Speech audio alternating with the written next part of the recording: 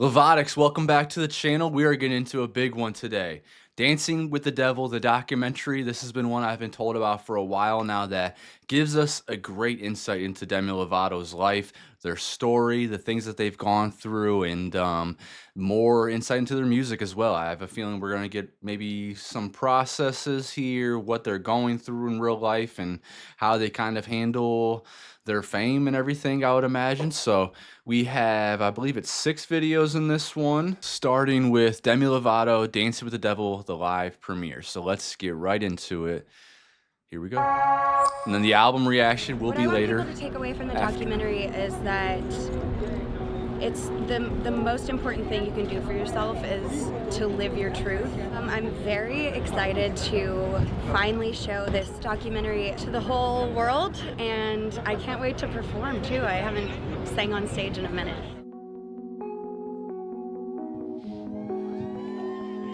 On March 22nd, 2021, Demi Lovato, Dancing with the Devil was screened for Demi's closest friends and family. The drive-in event took place on the roof of the Beverly Hilton, adhering to social distancing and COVID protocols. We wanted to share this experience with all of you. That's the energy we need. But I have the easiest job in the entire world right now. Bringing to the stage a woman who needs absolutely no introduction whatsoever. Without further ado, Demi Lovato.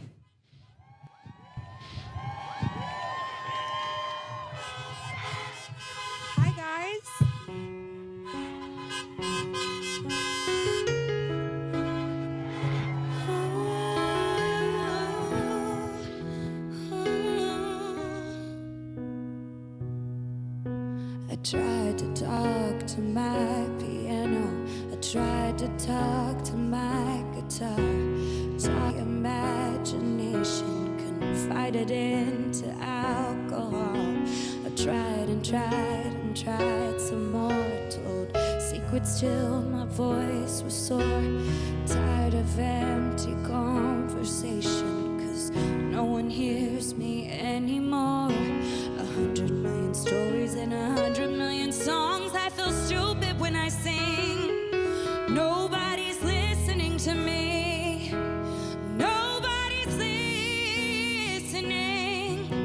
I talk to shooting stars, but they always get it wrong. I feel stupid when I pray.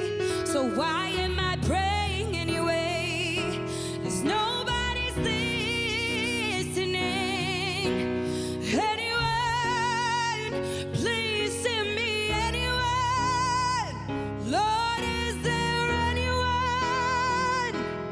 I need someone. No. Pleading, Anyone, begging. please send me anyone.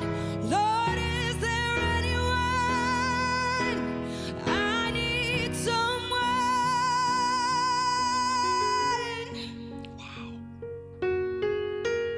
So much power. I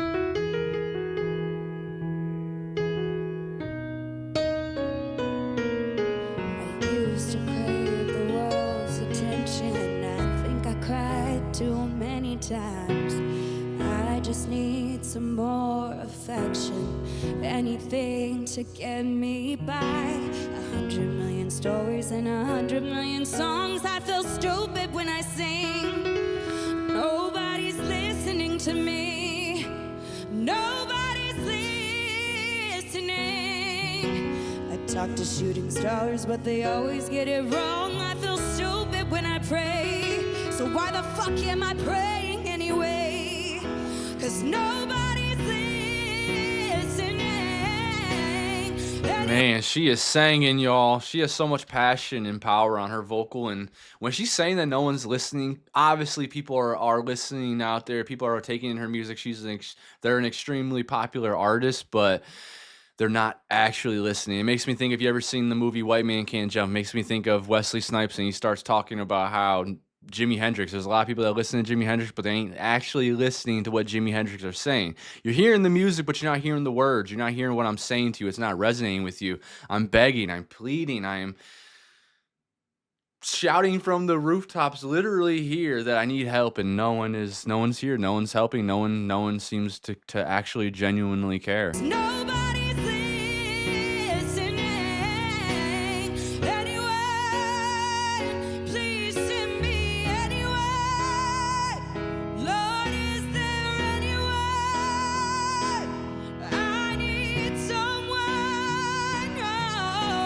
And sometimes we don't just say things. Sometimes we speak with our body language. Sometimes we speak with our action too. And to be a friend, to be a family member, get out to have the ability to not just be there for yourself, but be there for other people, I think is something that we need to get back into as a society, as family, as friends, because yeah, people are begging for help. And if we're not being receptive, we're not present and seeing it and being there to ask them how they're doing and motivate them to feel a little bit better, then what are we doing? I need someone, oh, anyone, please send me anyone, oh Lord, is there anyone? I need someone, oh, anyone, I need anyone, oh, anyone, I need someone. 100 million stories and 100 million songs. I feel stupid when I sing. Nobody's listening to me. Nobody's listening. You could hear that on her voice. Thank you guys so much for coming. And thanks for tuning in. I love all of you. Everybody give it up for Demi. We're going to show you a quick conversation that Demi and I did. We were the opening night headliner at South by Southwest. We put this conversation together. I want you guys to check it out. Thank you, guys. Given everything that's happened, are you entirely sober now?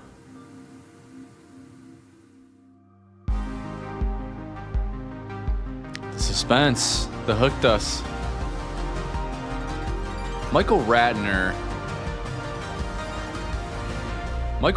not the weirdo that was like being really strange with Olivia Munn, is he? I know there's a name in there's a Ratner name in Hollywood that's kind of being, or I mean, it's for years now that story came out where he was abusing people on set and kind of being like a Weinstein. Hopefully this is a different guy.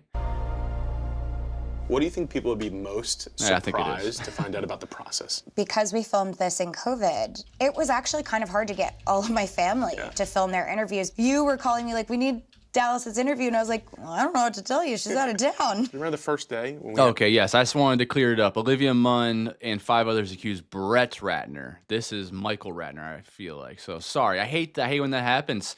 When names become associated with things, I can't imagine if you have the name Epstein out there. You're sorry. to stop every 20 minutes for the Lysol wipe down. So we were like getting somewhere and we're like, Yeah, Lysol, I was like, and then I They come with the overdosed. fans. And they're like, yeah, but we need to wipe this down. You're like, cool, do you? Cool, okay.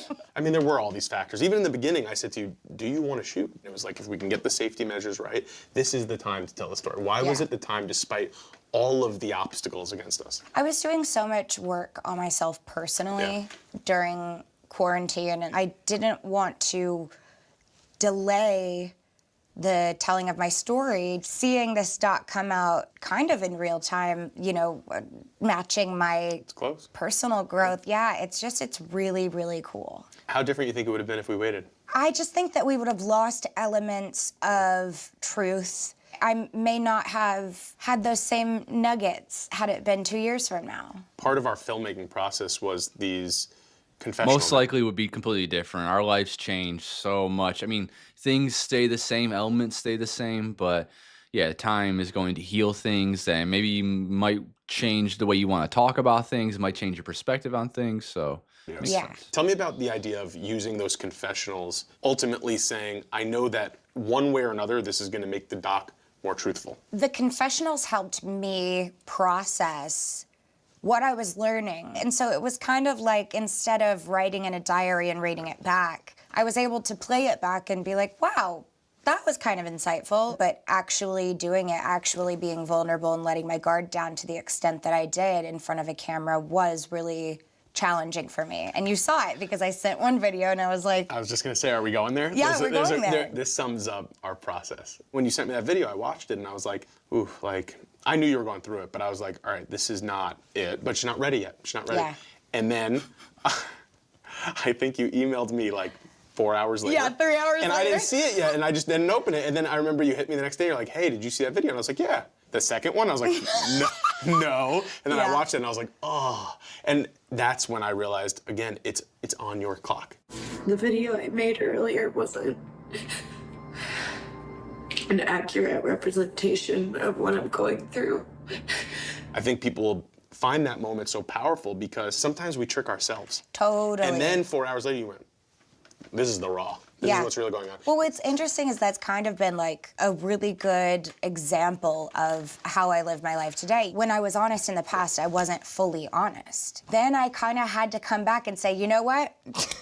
I'm gonna really be honest. And that's what I feel like this doc is fully doing. We always talked about the ending of this doc. When she says that right there is truth behind that. Like, I'm sure she was trying to be honest, but she was probably trying to force her into things, like tricking her mind to be honest about those. Where now, where there is this different level of like just full authenticity, full vulnerability, where you're not tricking yourself, you're not playing these mind games, even with yourself. Our brains are always trying to protect ourselves. Like from the beginning, I was like, how do you end a doc on a 28-year-old? Someone who's just starting to grow, right? And I think that that's kind of what's so special is that there's no pressure at the end of this doc. Yeah. Right? It's you, but you're like, I'm fluid.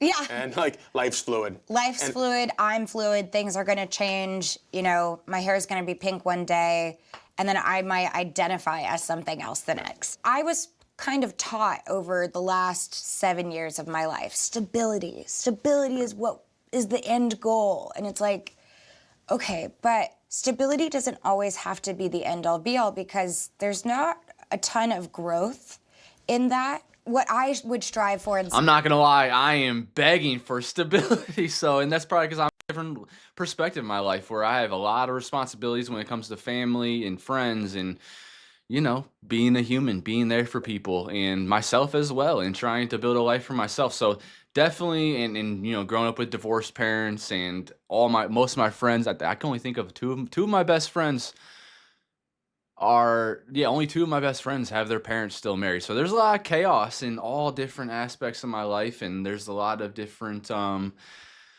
never really had true stability. So me personally, I'm yearning for that. I'm longing for that. I imagine it would get boring, and I agree with her. There's a lot of growth that happens getting out of your comfort zone. Get comfortable being uncomfortable. You will grow quite a bit. Yeah.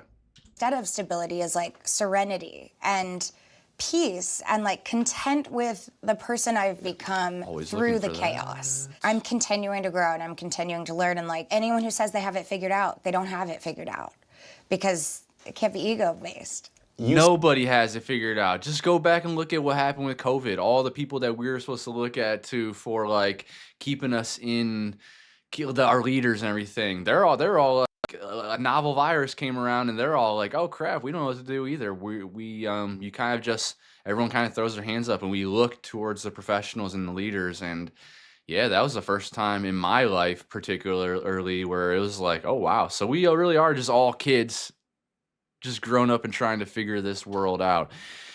Me particularly, I'm someone that trusts science, I trust professionals, I trust people that devote their entire lives to medicine stuff, and I don't feed into the people that flunked like life sciences in the 8th grade for my information. So it was really easy for me, but a lot of other people were having a hard time trying to figure out where to look to, where to turn to. And say something in all of the press that we do that I find so perfectly poetic and powerful. You're an open book with boundaries.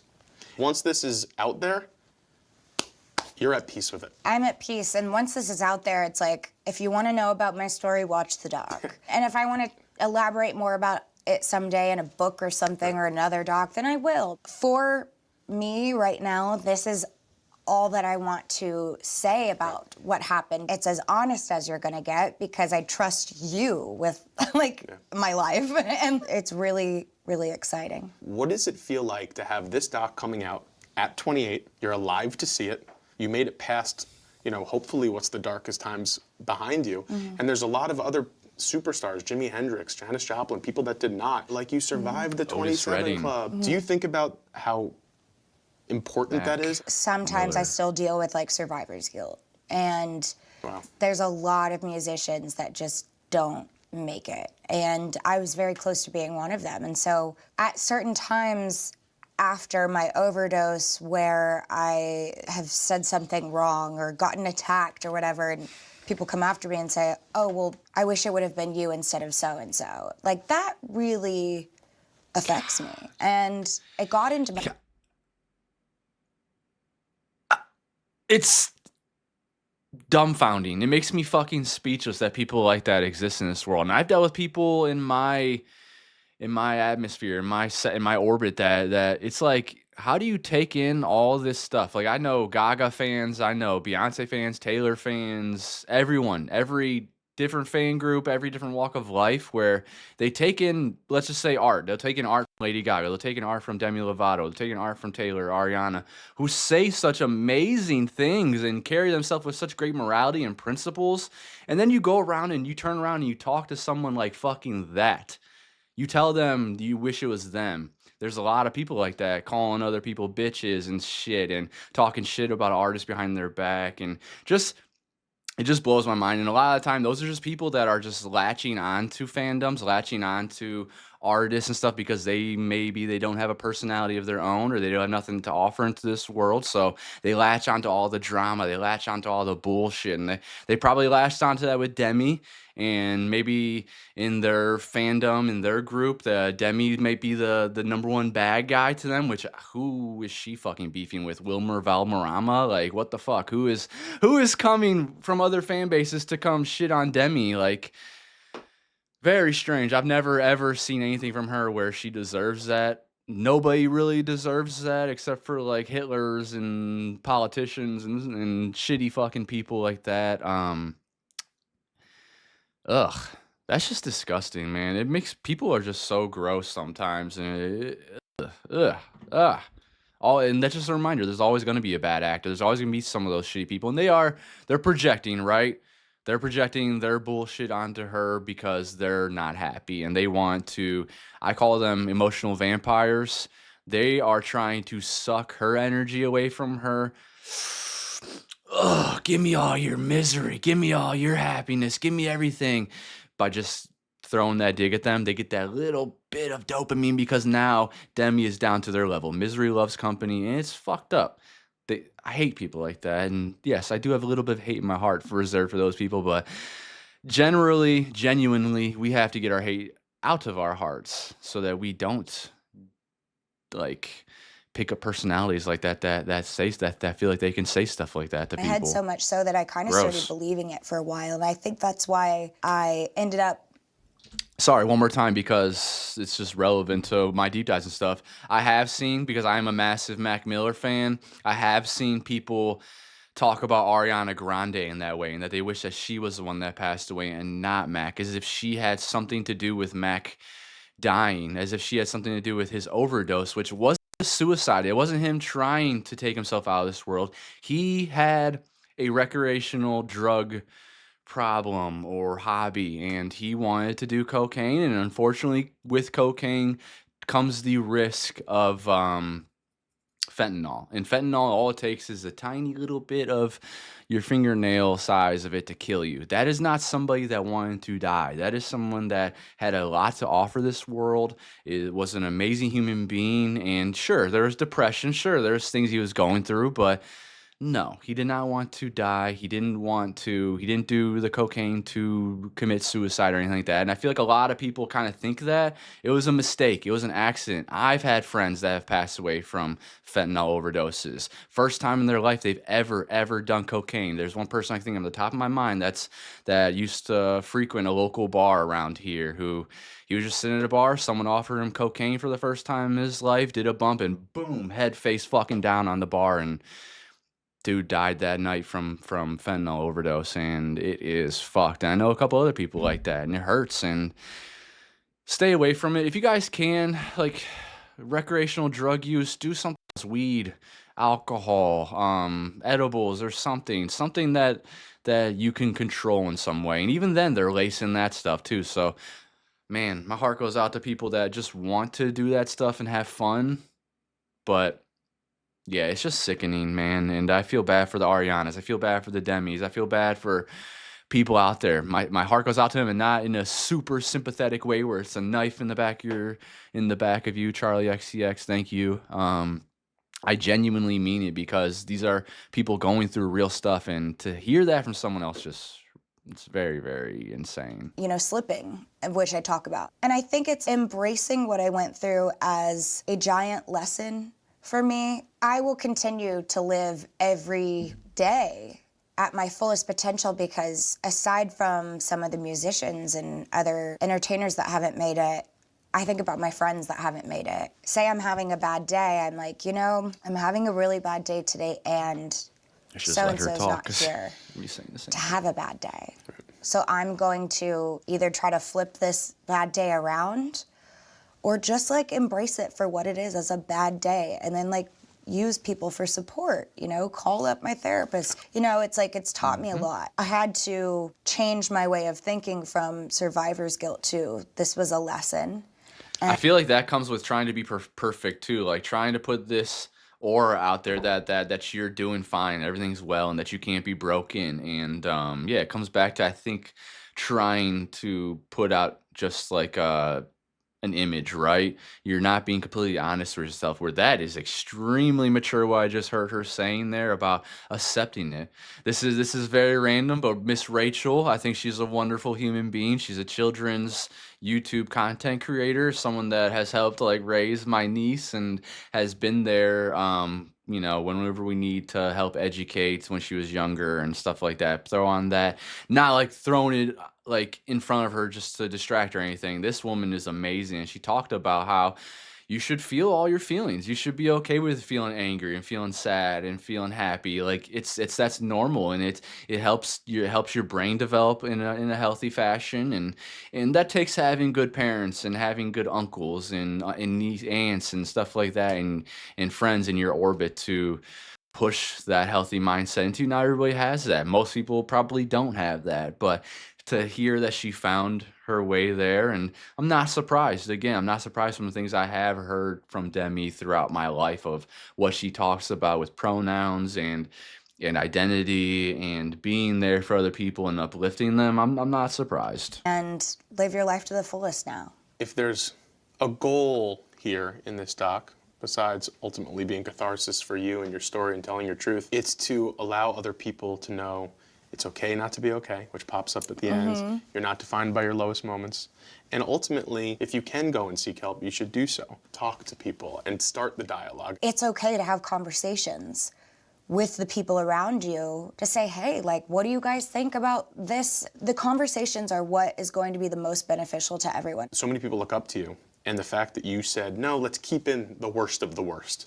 Because somebody is struggling with something, their version of that. Not many people have done that. I don't live my life in shame anymore. When you're trying to live a life for somebody else, there can be a lot of shame. When you're trying to fit a mold that doesn't feel right to you, it's going to overflow. And I had to learn what didn't work for me, and I think hopefully a lot of other people will see that, like, it's not a one-size-fits-all solution. And I understand that the things that I talk about in this documentary, some of which some people are gonna have a problem with. But for me, I have to show what's working for me right in this moment, because the other way didn't work for me. You and I spoke about wanting all opinions, not just one, Right. all opinions. And that's why we have Elton John in there talking about, sorry, it doesn't work. When I put that in, you said, I love the conflict there. Yeah. That's the goal here. It's to say that there isn't just one answer. And we're not saying we have the answer, far from it. We're just saying this is your journey, and we're asking people to speak about it. Because speaking about it does help. I'm also asking people to have grace and patience for not just me in this journey, Right. but anyone. And so one thing I was going to say is that today in present time, 2026, it does seem like, from the outside looking in, from our parasocial lens, that Demi seems to be in a very good place, and that could change. I know she's you know, experiencing a lot of love with her person and going through that, and she's making great music, and she's uplifting great artists like Adela Dragova, who I think is phenomenal and going to be an awesome artist to go in the next few years. But it's ebbs and flows. Tomorrow could possibly be horrible, and we have to I think people should be there and notice that and notice that as being a human being and not being like, oh, what's wrong with her and this, that, and the other. No, it's embracing all of her all together. The just like when you marry someone, flaws and all, for sickness or in health. Like Someone else they know that goes through this journey. You know, life is about figuring out what works best for you. Not 10 people over here, not 50 people over there. What works for you? The only way that you can figure that out is by having those conversations. Yep. I'm excited to see what this doc does for people. What are you most excited about? I'm excited for people to get to know me. Like, this is the most I'm excited to get to authentic know I've you. ever been with the world. Like, Syra turned to me after I showed it to her, and she was like, I'm just so stoked that people get to see who my best friend is, you know? Your personality really shines through on this, and your growth and evolution. Like, I feel like people are really gonna get to know you a lot better than they ever have before, because this is the most authentic you've ever been in front of a camera. And I feel like Selena Gomez is another artist that is very misunderstood, and watching her documentary, I believe it's called My Mind and Me, that was wonderful. Getting a peel back of her layers and what she's like and the things that she's gone through and her morality and principles, which made me love her anymore. So I'm very excited to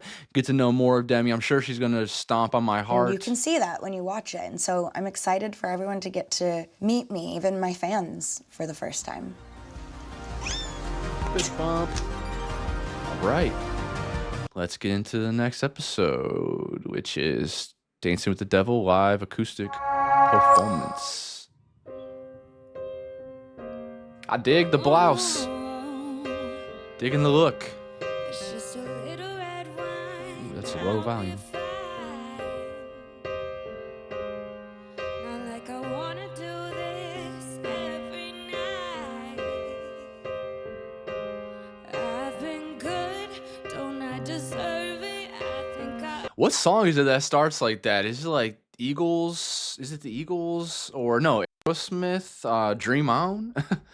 It sounds like that opening of that song, maybe. not like I wanna do this every night. I've been good, don't I deserve it? I think I earned it, feels like it's worth it. Kinda feels like a Bond song.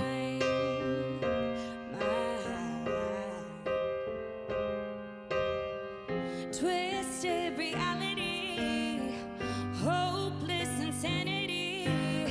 I told you I was okay, but I was lying.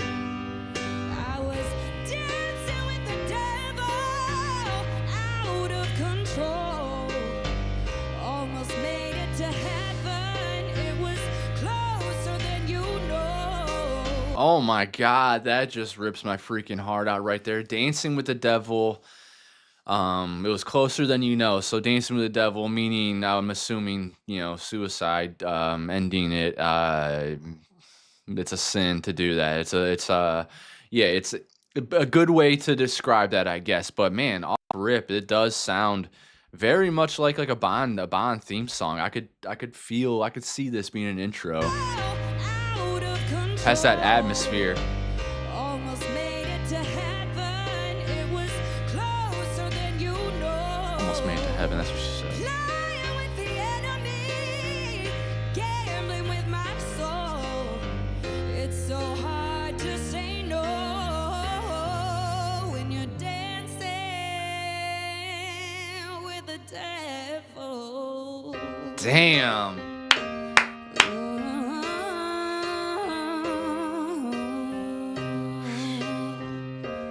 Goosebumps are crazy right now. You can actually see the hairs. Just a little white line, I'll be fine.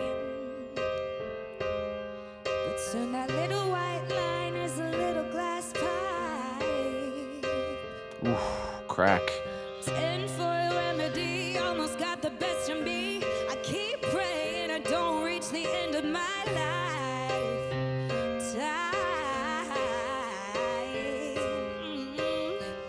Twisted reality, hopeless Delusional. insanity. I told you I was okay, but I was lying. I was dancing with the devil, Going through hell. Almost made it to heaven. It was closer than you know. Thank God it wasn't. With the It didn't. enemy, gambling with my soul. It's so hard to say no when you're dancing with the devil. Thought I knew my limit. Yeah, I thought that I could quit it. Yeah, thought that I could walk away easily. But here I am falling down on my knees, praying for better days to come and wash this pain away. Could you please forgive me? Lord, I'm sorry for dancing with the devil.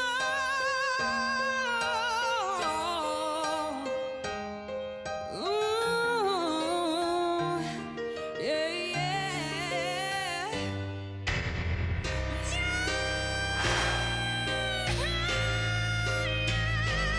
Goodness.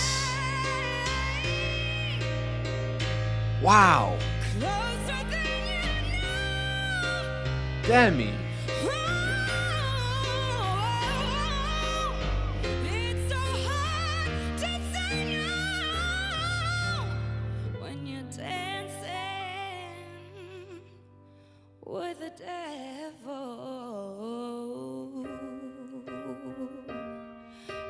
Cathartic.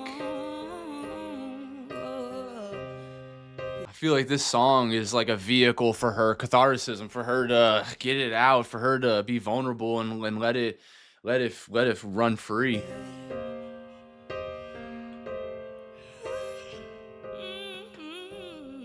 That was amazing. Thank you guys so much for coming. That was amazing, Demi. The vocal gymnastics were crazy. The power is insane, and that song is like depressingly beautiful, but it paints a picture. And a lot of people are probably not going to like my take on this and what I have to say and my beliefs, but I grew up in the Catholic Church. I grew up being raised by very religious grandparents, Catholic grandparents, my father Catholic. We did all the Lent thing. I did the first communions and all that stuff, and they tried to brainwash me and make me believe in the things that they believe in. And so a lot of the things are great. I think the words of Christ are fantastic. I think that everything the dude stood for, from what I've read and what I've heard of, is phenomenal. I just don't think that most of the people that read his book or listen to his words, practice those religions. I think there's a lot of hypocrisy and a lot of fakeness in it. That being said, when she talks about like dancing with the devil, when I think of that stuff, so I am a spiritual person. I believe in God. I believe in possibly a higher power that created the Big Bang and did everything, because how can I say that there's not? I am but a mere mortal, but devil and God and these kind of things, these are like interpretations in my opinion. The devil, when she's saying dancing with the devil, that could be heroin, that could be drugs, that could be people that are bad for you, that could be things in life that are terrible for you. When I think of hell, I think of a state of mind. I think of being in a cycle of abuse where you're making a lot of bad decisions and your life is just fucking hell. I think heaven on earth is the beauty of this world, is the love in this world, is the really good emotions that we experience, is the bliss, is the serenity. I think that we need to value our time more on this earth than we do value our time in the possible afterlife. Just like how I say that we need to value this planet more because we only have 10% of it discovered, 10% of the oceans discovered, and not follow this scam or Elon Musk to get to Mars to put money in his pockets, because it's all just fucking bullshit, and we're not going to be able to terraform that planet before we even take care of this one. It's the same level of thinking where I just think that it's a state of mind. It's a way of thinking that you have to kind of trick yourself into. And I think like the way she's speaking of Dancing with the Devil, she's talking about all those bad decisions that she was making, and it was making her feel like she was living hell on earth. And like where she says that she's dancing with the devil, getting close to heaven, that I would imagine is her in her overdose, going through the drugs and just feeling like she's in hell, probably strung out every day. And just not doing well. So I do believe in spirituality. I do believe in God. I just don't believe in religions very much. It blows my mind that there's so many different ones and not one lines up. The one that makes the most sense to me is Buddhism. It just seems like something I'm about, enlightenment. There's more to it that I don't know, the whole religion, but the basics of it and the basis of Christianity. I just wish that Christians would actually practice Christianity and not just be club members. So that's my thought process on that. I'm not being disrespectful to your beliefs. I think that you should be allowed to believe in whatever you want to and practice whatever religion you want to. You should be able to live your life however you want to and have freedom of movement on this planet. Just don't negatively affect people. Don't try to force them into your way of life or anything. So, long-winded explanation of how I feel about that and what she's saying here. I wouldn't doubt if she maybe hooked into religion, because there's a lot of things that are great about it for coping and for sticking on the straight and narrow. The messaging is fantastic. It's just all about putting it into action. And in 2026, I am cynical towards it. My whole life, I've watched just bad people be involved with it. All the worst people that I know in this world are involved in some kind of church. So, hey, it is what it is. It's my perspective, and you can't change my mind on it. All right. Although I have been to some good churches. I've talked about this before. I feel like I'm repeating myself in a lot of my videos, but I don't know who is watching, which artists and whatnot, so I am kind of repeating myself a lot. But anyways, let's finally start the documentary. I think there is 4 parts, and then we will begin into the album reaction within the week. This episode contains content surrounding addiction and eating disorders, which may be triggering for some. If you or someone you know is in need of support, there are places you can go for help. See the description below for resources. Oh man, now it's loud. Rock in Rio! Obrigada! Rio, man, Brazil, you guys have heard me many times. Amazing place for music. In 2018, a documentary crew captured Demi Lovato's Tell Me You Love Me world tour. Tell me you love me on 3. 1, 2, 3. Tell me you love me! Demi is walking to the stage, up the stage center.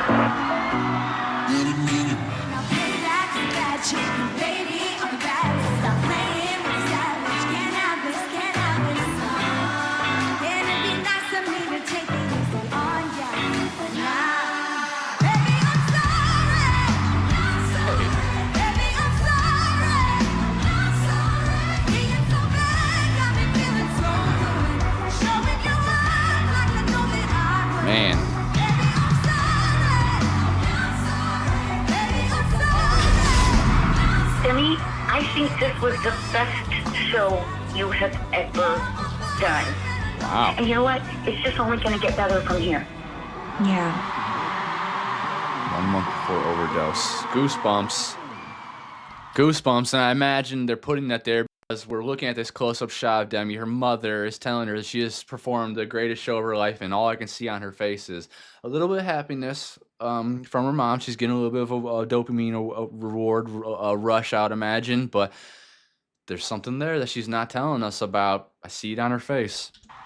After Demi was hospitalized on July 24th, the 2018 documentary was permanently shelved.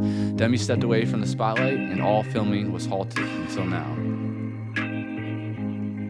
It's just a little red wine, I'll be fine. Whoa. Not like I wanna do this every night.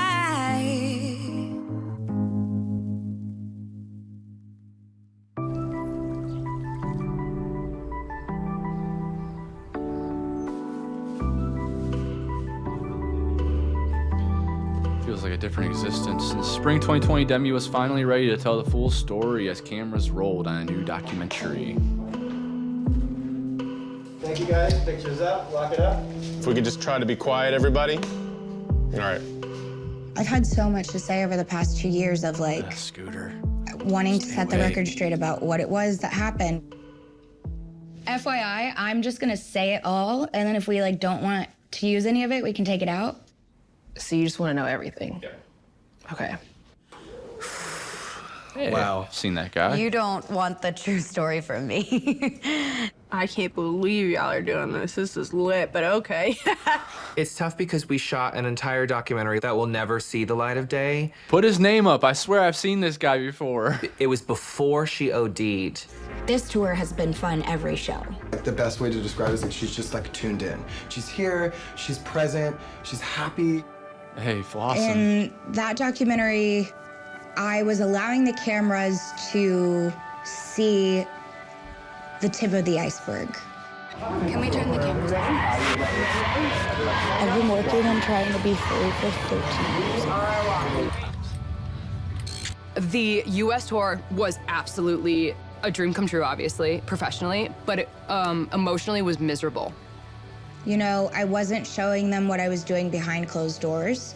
That felt very disingenuous at the time to talk about prior to actually being on the other side of something. This is the first time where we're really telling the truth, you know, for her. Any time that you suppress a part of yourself, it's gonna like overflow at some point. And that's ultimately like what happened to me in a lot of areas of my life. And it was what led to my overdose, for sure. There's a lot that the public don't know. It was weird. It felt like it wasn't happening. It felt like it wasn't real. It was certainly it's touch and go there for a little bit. She should be dead, like 100%. Demi Lovato. Demi Lovato. Por americana, Demi Lovato. Superstar Demi Lovato. TMZ reports that the singer was rushed to the hospital. Law enforcement is stating that she overdosed. The 25-year-old singer was transported from her Hollywood Hills home this morning. Paramedics reportedly found her unconscious. Suffering what appeared to be a heroin overdose. Clearly, she knew she was using drugs, but don't know if she knew exactly what she was taking. After leaving her friend's birthday celebration. So before we get any further, I just want to say, because something I have talked about a lot is having people out there and using them as sounding boards. I've talked about this a lot, getting out of your head, because there's a lot of time, and maybe this is something she's talking about too, dancing with the devil, is dancing with that devil up there in your mind. You have the devil and the angel on your shoulders. You have these different parts of your personality, different perspectives in your mind, and yeah, you can dance around in there with those thoughts, which your voice in your mind, your conscience, the bad voice in your mind can be the devil sometime, and maybe that's what she's talking about, going through her mind and the anxiety of it all, and yeah, you gotta get it out of your head. We don't all have the luxury of having good family or good friends, but we all have the ability to at least seek therapy. It's expensive in some points. Some people, it's covered by your insurance. So if there's a way to find a chance to seek some therapy, you got to get out of your mind. You're going to, like she said, you're suppressing shit down, and you're just gonna suppress, and it's gonna create this rubber band effect or something like that, where you're suppressing it down and it's just gonna just explode, because we can only handle so much. We can only hold in and retain so much. So that's my PSA, is public service announcement, is just please try to, as an adult or whatever age you are at in your life, try to be there for your friends, and try to find friends that will be there for you as well, genuinely. Sometimes you just need someone that's just going to listen, that maybe isn't even going to respond, but you getting that stuff out of your head, it makes you say like, oh, now that's out there in the real world, now that I hear it or see it in my notepad or something, maybe I was being crazy, or maybe I was, or maybe I was right about how I was feeling. So seeing it and hearing it in different mediums and out of your mind, because we are our own worst enemy most of the time, it helps a lot. It helps for me, and I hope that could help for you as well. Demi texted her drug dealer, who she's been using since April, to bring birthday celebration. Demi texted her drug dealer, who she's been using since April, to bring her oxycodone. It is being reported that the oxycodone was also laced with fentanyl. The more the details come out about what went down, the more it becomes really obvious that she's really lucky to be alive. Oh, yeah. Whoa, wait, hold on. That says something about Lady Gaga. Zombie Boy, Lady Gaga video star dead. Zombie Boy just came. Wait, I'm confused. Really lucky to be alive. Oh, yeah. TMZ is disgusting, by the way. I crossed a line that I had never crossed in the world of addiction. It's interesting that it took me a quarantine to work on this trauma stuff. I have never really taken the time to dig deep and do the work on.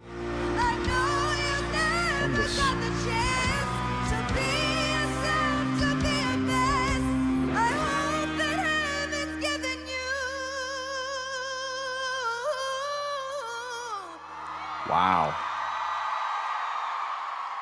A second chance. Was that her father? Ooh, when I turned around and saw my dad on those pictures. Oh, yeah. Something about, like, I saw him in rehearsal, it just wasn't the same. Yeah.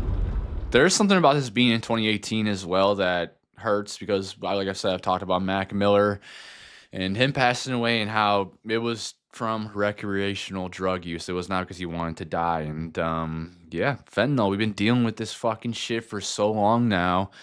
And it's absolutely pure evil. Those people that do that shit, that cut shit with fentanyl, and man, it's pure evil. They're the devil. We had an estranged relationship, so we weren't close. And growing up my whole life, I longed for that relationship with him, and then I resented him because he was an addict and an alcoholic and was abusive to my mom. And so I cut him out because I felt like, you know, it was causing more harm than good to have him in my life. His death was very complicated because we don't actually know the exact day that he died. All we know is that by the time he was found, his body was too decomposed to have an open casket. He had been laying there, I think, for about a week and a half before anybody found him. And during that was Father's Day. So every summer now that rolls around, I spend it kind of thinking, was today the day that my dad died? Is it tomorrow? And then also knowing that by the time Father's Day rolls around, like, he was just laying there rotting. And that was the fear that I always had for him, was that he would end up alone. And he did. He died alone. Mental health is something that we all need to talk about, and we need to take the stigma away from it. 6 years ago, I was drinking vodka out of a Sprite bottle at 9 in the morning, throwing up in the car. And I just remember thinking, this is no longer cute. This is no longer fun. And I'm just like my dad. I definitely. Drug, alcohol abuse is something that's extremely prevalent in my family. My father's adopted. His biological family, they all had really bad problems with drug and alcohol abuse. They found him, his aunt, who's younger than him, found him in his 50s and ended up, we met her, and then months later, she ended up taking him to meet his biological mother. Met his biological father a couple weeks later, and then, like, seriously, a couple days later, they both passed away. And he says it was nice to meet them, and it was nice to get to know them a little bit for, yeah, the very short amount of time that he was able to. But he also mentions the fact that he does feel like he kind of dodged a bullet in a way, because my whole biological family on his side, it's all very, very, very, very, very, very heavy drug use. Every single person has pretty much died from, like, liver cancer or overdoses and stuff like that. And his brother ended up dying like a couple weeks later too from that he met through all this stuff. But it's something that's very prevalent, and it's something that's worked its way into my immediate family as well, and people in my family that have dealt with it. And there was a point in my life where I had to stop talking to my father for 4 years because he was someone that was, like, negatively affecting my brother's mental health and constantly treating him like shit. And my father, he has his pitfalls, and he's done better at making up for a lot of the stuff that he's caused, a lot of the pain he's caused my family, but he's caused a lot of pain for my family, and it's just from being selfish and stuff like that. And my brother, who never felt like he got fully loved by him, he was kicked out of my dad's house at 13 years old, forced to live with my mom, and my mom was so busy with raising all of us because she had to take on so much because my dad decided to live a life for himself and to be selfish. Well, I had to stop talking to my dad for 4 years because of this, and it strained our relationship. He didn't really try to reach out to me or anything, and I remember waking up one day and thinking like, this is my only father. These are my only brothers, my only guaranteed family that I'll ever get, and I don't want it to be screwed like that. Me and my father, we had always had a good relationship, like me and him specifically. His relationship with other people and whatever, I don't know why he acted that way, but luckily from my experience, for the most part, it was pretty good. He did put on something. He did give me some bad mental issues about, like, listening to some music and being myself in certain ways, because he did call me certain things and put some really negative blocks in my mind that kept me from being myself. But there is good qualities to him, and the empathy that I have, because I've realized he's adopted. He didn't have his real family, and his adopted family that he lived with, they're very hard around the edges. They were older. His father was a military man. His mother was extremely strict. My mom talks about her and how she didn't like her at all. There's no good. I've not heard one good thing about this person from anybody in my life. So I have empathy for the way he was raised and probably trying to stop those cycles of abuse, but it happened, and we're building our relationship back up now, and I feel like I talk about him and I talk about some of my experiences with my family because of, hopefully people can hear me talk about this and know that through perseverance, through continuing on and keep trying and keep going and waking up and trying to genuinely live a good life, maybe you can turn your life around. Maybe you can make life taste better. Maybe you can get to that point where you can forgive those people, because it's very hard to forgive somebody, but it takes a lot of maturity. It takes a lot of strength. It takes a lot of strength from both sides too, because they have to be willing to change with you. And that's something that I have to give him credit for. He's throughout these last couple of years that we've reconciled and reconnected, he has tried to change. There's been regression and he's fallen back, but he's more receptive in his later years now. And it's something, my grandpa had to deal with as well. You're stuck in a lot of your ways and you have to be open to change and stuff like that. And yeah, this very much resonates with me because I have a lot of these experiences with my own family. There's a lot of experiences overdose. There's a lot of experiences of drugs and alcohol abuse, and a lot of really harsh, strong emotions, and it's built a lot of empathy for me. We think that she had some things that were underlying, that she was trying to self-medicate, just like I was trying to do when I was taking Xanax. I was trying to self-medicate. She was around for some of the abuse from my first husband. And sometimes I feel like that stayed with her for many years when I didn't know that she probably needed to work with a professional to work through some of that. Just like I didn't know they were causing issues in myself. And that's why it hurts me so bad when I hear stories of people saying, my family member chose addiction over me. My family member chose alcohol over me, chose this over me. I know too much about addiction and mental illness to think that that's all there is to it. I also felt a lot of guilt over the years because I've been such an advocate for mental health. Sometimes I have bad body image days. I look in the mirror and I don't like what I see.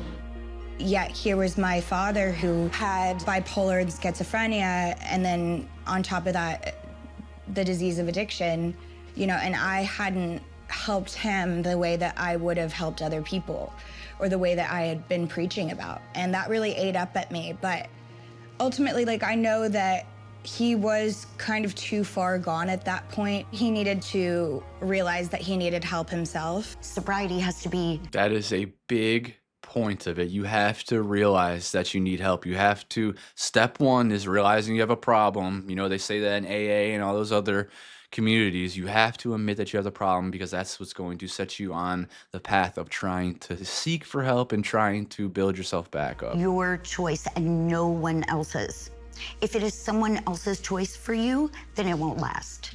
My mom, she smokes cigarettes. It's something I've been trying to stop her to do my whole life. The last 5-ish years, I'd say I haven't been, because she's been just going through so much stress and whatever. So I just let her, hey, if that's what it takes for you to not be as stressed, because stress is the biggest killer. Stress balds you. It takes a lot of your bad energy. It kills you. It's horrible. It's a horrible fucking thing. So if I can stop her from stressing, that's one thing. But cigarettes, and one thing she's always told me is that, like, when people try to get me to stop smoking, it makes me want to do it more. And yeah, that's annoying. It's kind of willfully ignorant, but when you're in that addiction, whether it's coffee, cigarettes, weed, alcohol, heroin, your brain is doing everything it possibly can to protect that addiction and protect your way of thinking so that you can continue doing those things. And so I tried to get him to get help, and I wasn't able to make that happen. He wasn't ready.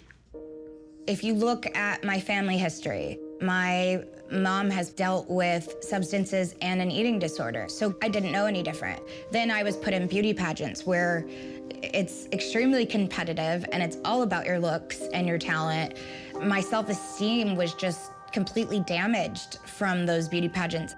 I remember actually making a pact with myself saying, if I don't win this pageant, I will never eat again. Then you put me in front of a camera and on stage, and it's just like, Barney, of course I'm going to be super competitive and try to be the best at everything that I do.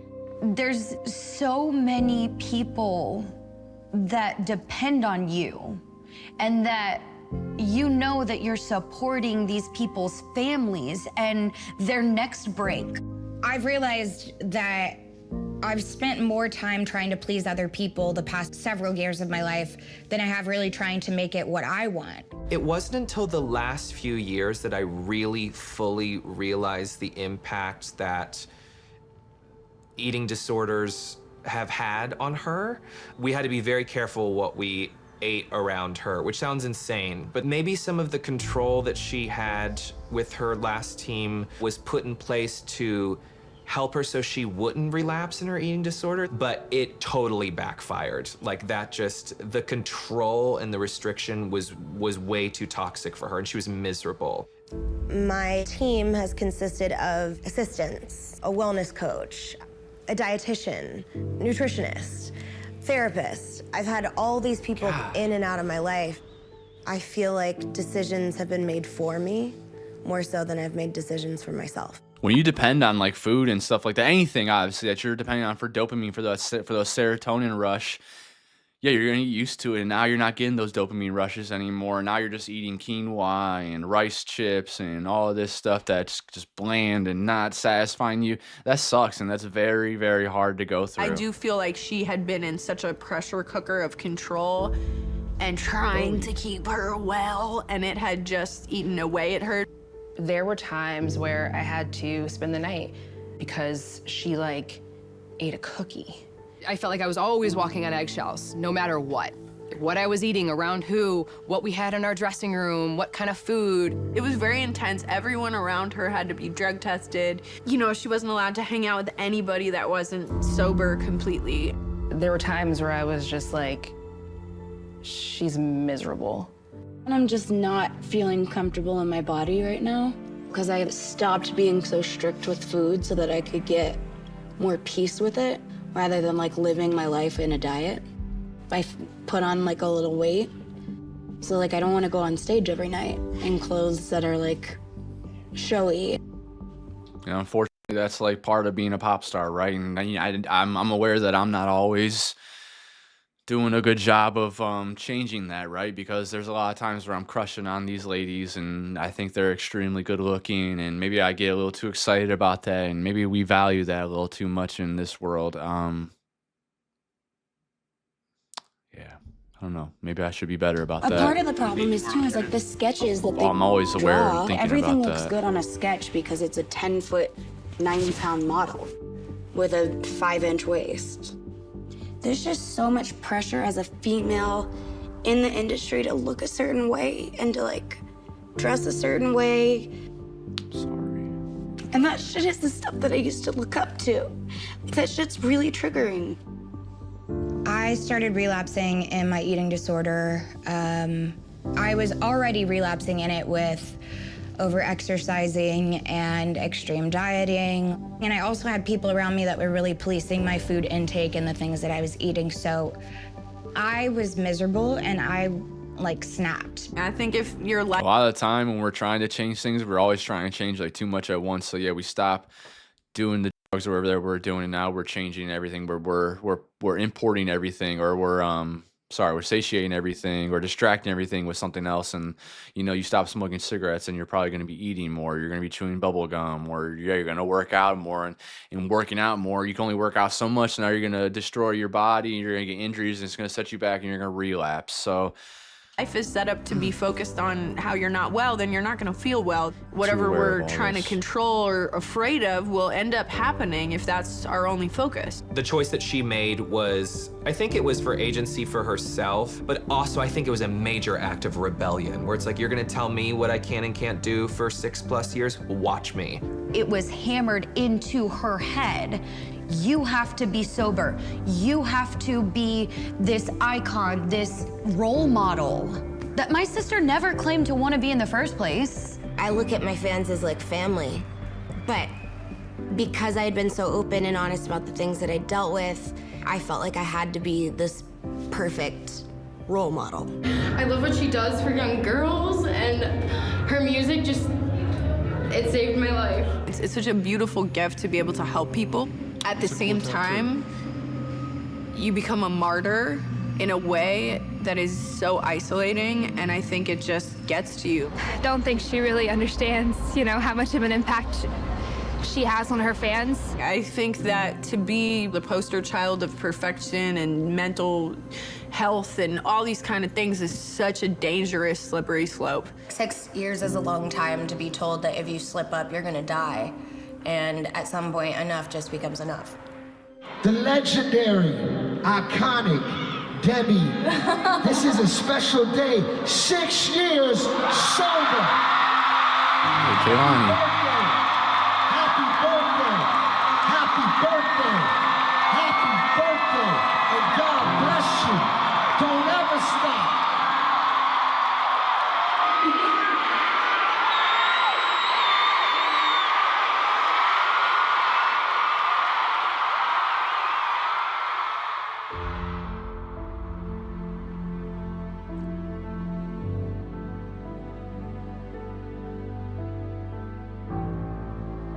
I had a photo shoot, and I remember being at the photo shoot and just thinking to myself, like, I don't even know why I'm sober anymore. Like, I am so miserable. I'm not happy. I have all this stuff that I'm dealing with. I picked up a bottle of red wine that night, and it wasn't even 30 minutes before I called someone that I knew had drugs on them. I'm surprised I didn't OD that night. I ended up at a party.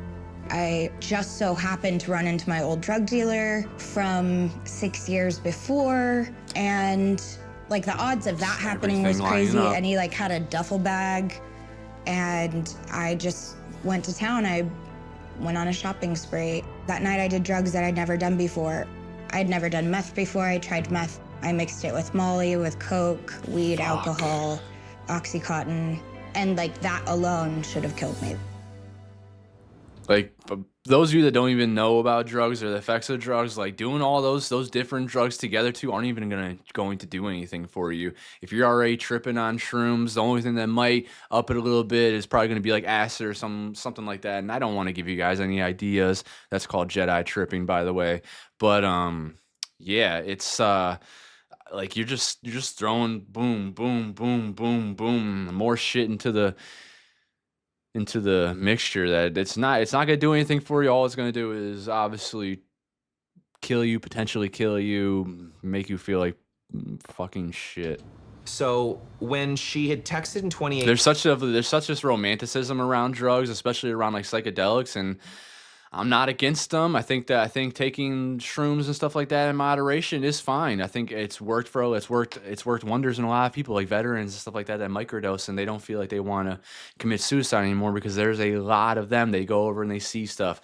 My cousin, her husband, had to be in Afghanistan and Iraq, and he saw a lot of his friends get blown up. One of my best friends is a dog, bomb dog. God, I can't think of the word right now, the title, but yeah, he walks dogs. He was walking dogs in Afghanistan, and he saw his friends get blown up, and they've developed issues where certain things like microdosing mushrooms and stuff like that does help them. But yeah, that whole cocktail of stuff like that, it's just it's a lot. It's too much for you, and it's going to cause a lot of like further problems possibly down the line. And people do romanticize it, and there's not enough research and science behind it yet. People have tried and tried and tried, but sometimes I think that those things that we are seeing when we're tripping, whatever, we're not really going into like another dimension, whatever. It's really just poisoning our brain and short circuiting our brain. And now our brain is showing us things that wouldn't have, because you are poisoning it in a way. So I know that's not completely 100% factual, and I need to do more research behind that. But I do know in some sense that there's truth to that. 18 and was talking about deciding to drink again. It was like sound off the alarms. I remember driving back to her house, running to her side, and I was like expecting to walk in on her like, you know, face down, ass up, passed out on the floor, like she had had a drink the night before, so now the world was over. And she was kind of sitting in bed, very aware of what the decision that she'd made. And then she was drinking and fine, and, you know, until it wasn't fine. She didn't really open up about what she did that night. We didn't really have necessarily the conversation of honesty that I wanted to start out with. I think in terms of her friends and family, the thing was that we didn't really know about the drugs. She can hide stuff really, really well.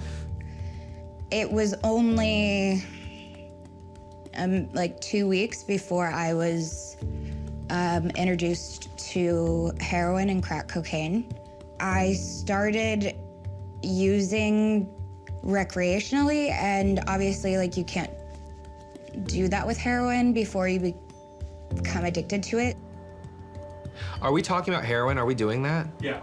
Okay.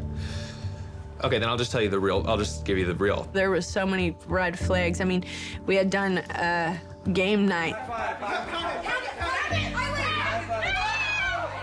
She disappears from game night. Everyone's kind of looking to me like, Syra, where is she? And so I go upstairs and I find her in the bathroom, and she's got, you know, tinfoil, and she's smoking something.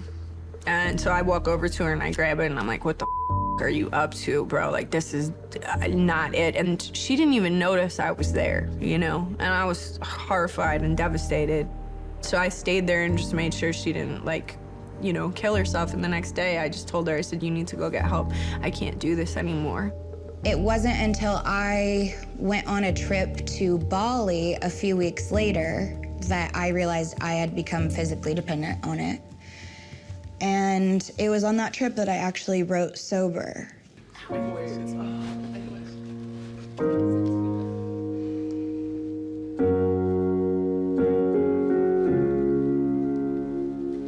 got no excuses for all of these goodbyes. It wasn't my intention. I'm sorry to myself. Oh my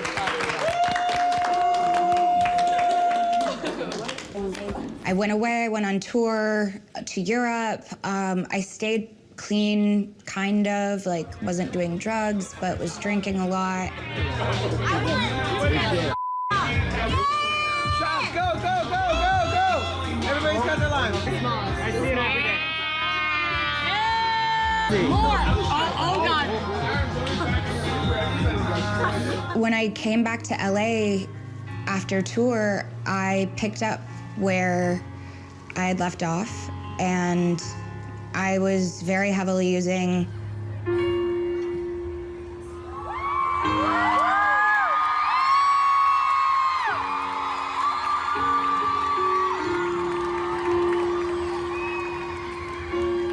Sorry that I'm here again. I forgot the words.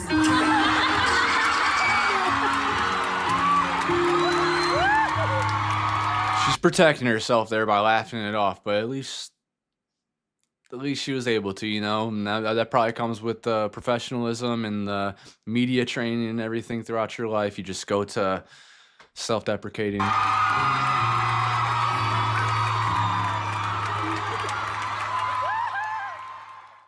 there's only a certain window as a parent that you have to guide your kids. And you can give them advice when they're older.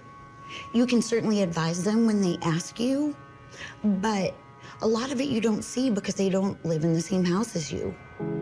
Well, everyone thinks they're a little bit of a superhero sometimes too, where you can just flip that switch anytime. You could stop because you are stronger than all the other people before that have also gone through the same stuff. It sucks, man. Until you go through it, then you don't really know. My sister's birthday.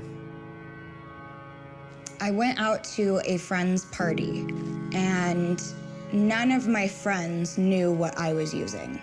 So I kept it very hidden from everyone. That is one thing that I was very good at, was hiding the fact that I was addicted to crack and heroin. Demi is very good at hiding what she needs to hide. Demi's good at making you believe that she's okay.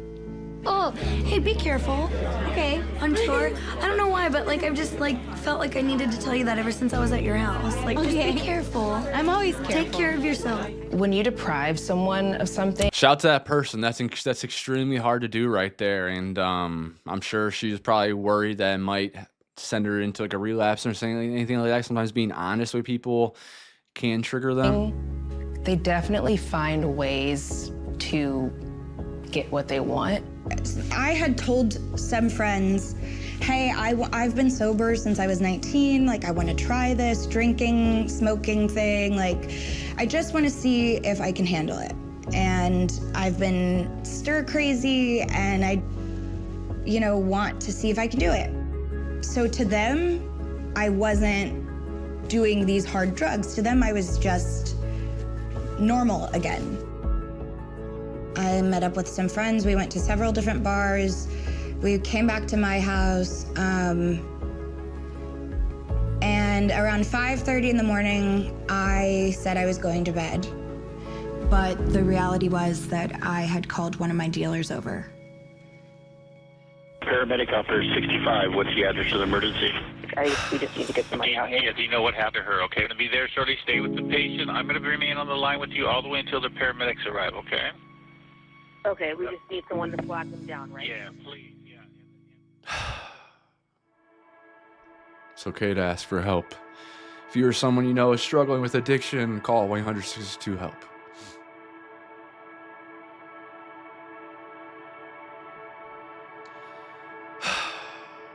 So as I mentioned earlier on in this reaction, I have lost friends. I have lost family to addiction, to overdose, and it's very real. One person that I can think of, one of my best friends, my first ever friend, when I went to, so you know how elementary schools and junior highs and high school works. You have elementary, and then you have junior high, and then you have high school. For most cities, the junior high is where all the elementary schools come together finally for the first time. We had 3 junior highs in my city growing up, and my first ever friend in the 7th grade, his name was Devin, and we became fantastic, great friends through so many things like South Park, like comedy and music and movies and so many amazing things in life. And,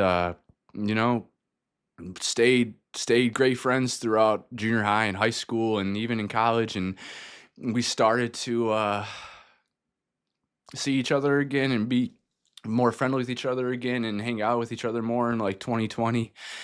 And he was before that, I'm like missing so much context, but before that he definitely struggled with drugs throughout his life and being sober, and got into like the wrong crowd that kind of pushed him into that and made it okay to keep doing it, because a lot of the time your friends and your family, the people around you, are what push you into the things that you're doing. You're in that circle, you're in that cycle, and that's how it is. And he finally got like sober. He was a sponsor for somebody, and then one of the devils came back into his life. One of the demons came back into his life one night, visited him and he lived 2 hours away from where that person was living, his old dealer, his old friend that he used to do these things with. And they're having a good night, and apparently that person brought out some pills, put some pills out on the table, and Devin decided to do them with him. He was the first one to do them, and apparently they were cut with fentanyl.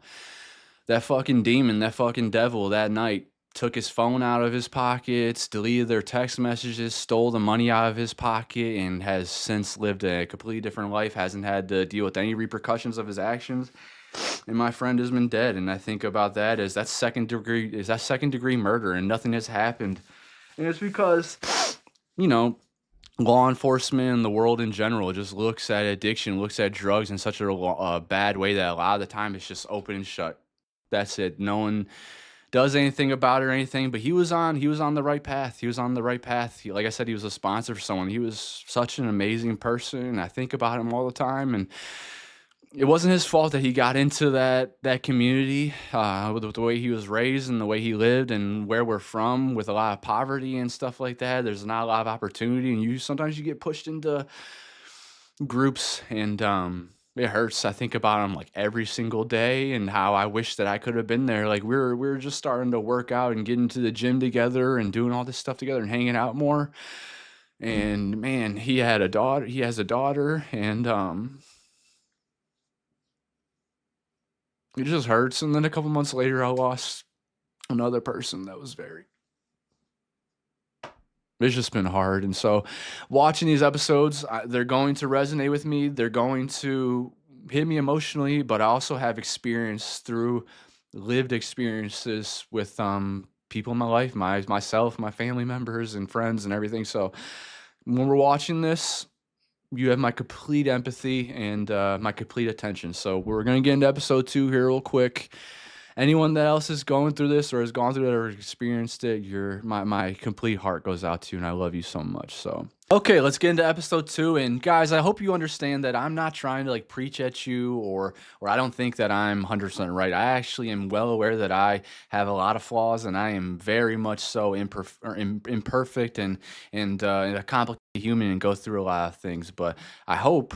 And it's not always my goal. I don't go into these videos every single time with a goal, but I go into them being genuine and authentic, and I try to have my walls down so that we can relate, and so that maybe some of the things I talk about, you guys have, similar experiences and whatnot, and it could help you in your life. And just like Demi talks about these things, and other artists that we've watched that have gone through life, it's a roller coaster. I always talk about that. It's the best way to describe it. There's a lot of ups and downs, and how we handle those things. It's not always just a direct look at our character. Sometimes just going through a lot of things, and it's good to have people to relate to. So I'm not trying to preach at you. Everything I say is not 100% the law or the way things should be, but I've done a lot of work on myself, and I've had a lot of lived experiences where I feel like I can at least relate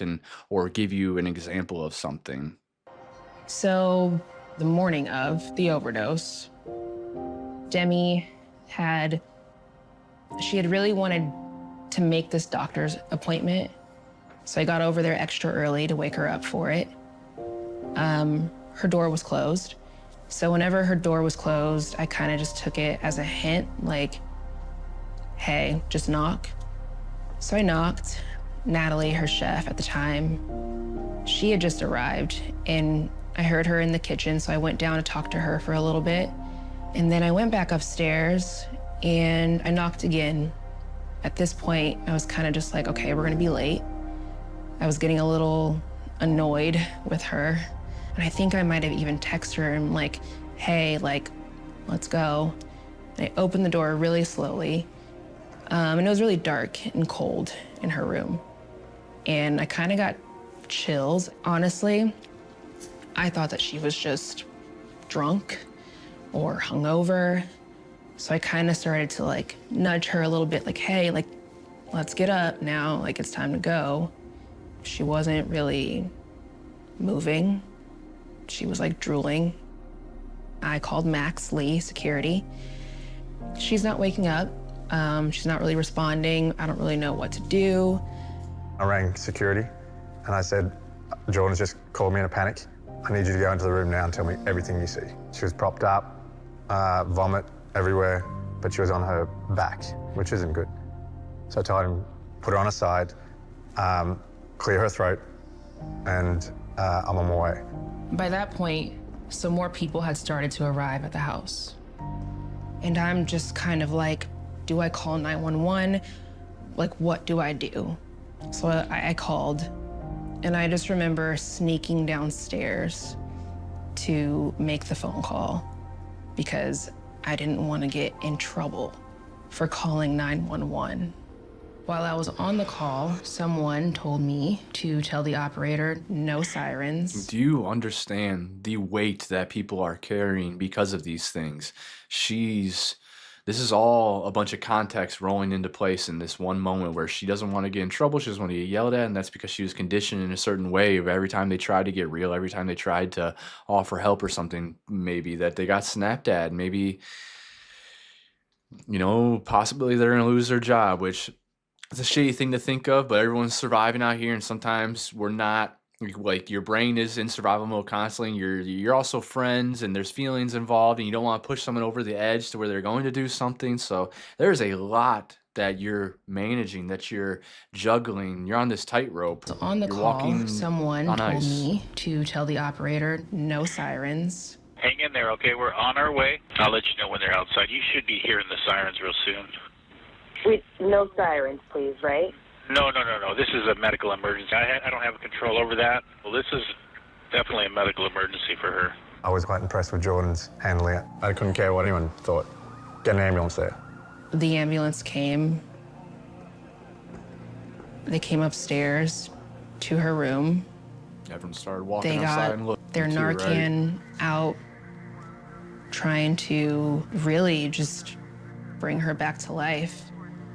There was one point where she turned blue, like her whole body completely turned blue.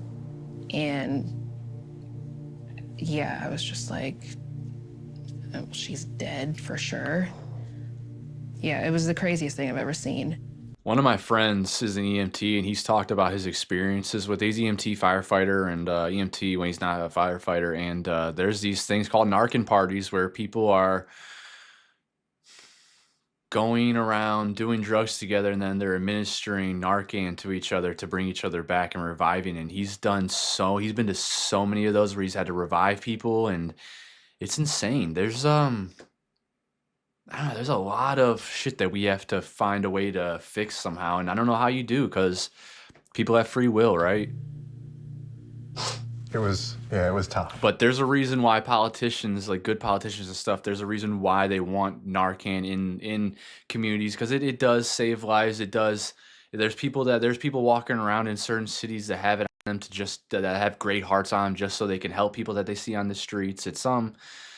It's another complicated situation that we'd have to break down more, do some research on. Just the same thing as how, like, I think it was Biden that put out like free needles, and people are like, why the fuck is he doing that? Why is he promoting people to do drugs? But really, it's like, you guys don't understand that a lot of those people are using the same needle over and over and over again. They're spreading diseases and all that stuff. So it's a way, it's just extremely complicated. Tough. Really tough to watch.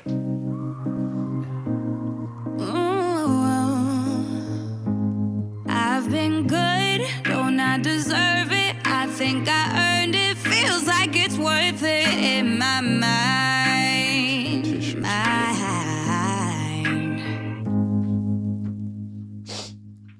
It was my mom, me, and Madison upstairs in my mom's room. And I looked down at my phone and I saw that everybody in the world was texting me.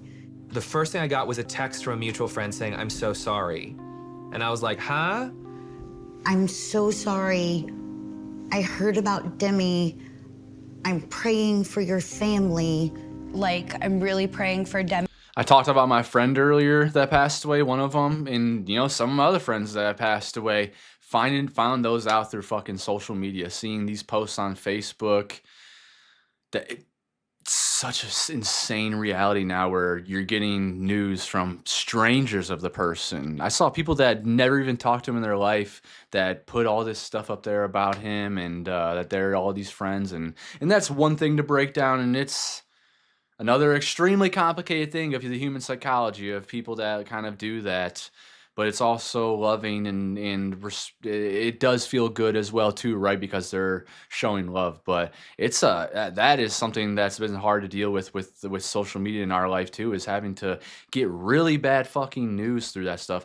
Vanessa Bryant, I'm pretty sure she got the news from fucking TMZ, because everything has to be so fast. They have to be the first to everything. They have to be the first to the story all the time instead of Me, you guys the are right in my stories. prayers. I was so confused. I thought maybe she'd been in a car accident. I had no idea. I get a call from our tour manager. Demi's in the hospital. And I'm like, shut up. And this guy is known for joking around. I started getting a flood of texts saying, oh my gosh, I'm so sorry, I'm so sorry, I'm so sorry. And I was like, sorry about what? Like, what is happening? And then Max calls, her security.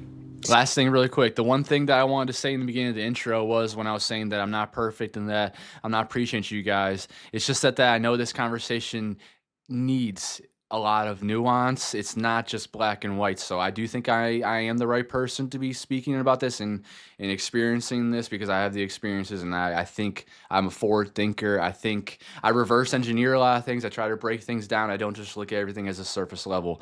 There's more to the story always. Try to find out on my phone what had happened, I got a call from her assistant. I heard my mom pick up the phone. It was something in her voice that told me something really, really bad just happened and I should probably get my clothes on because we need to leave. She said, Demi overdosed. And I said, is she okay? When I heard her on the phone being like, okay, all right, but is she okay? Is she alive? Is Demi alive? And she said, she's breathing. We're at the hospital, but she's not talking.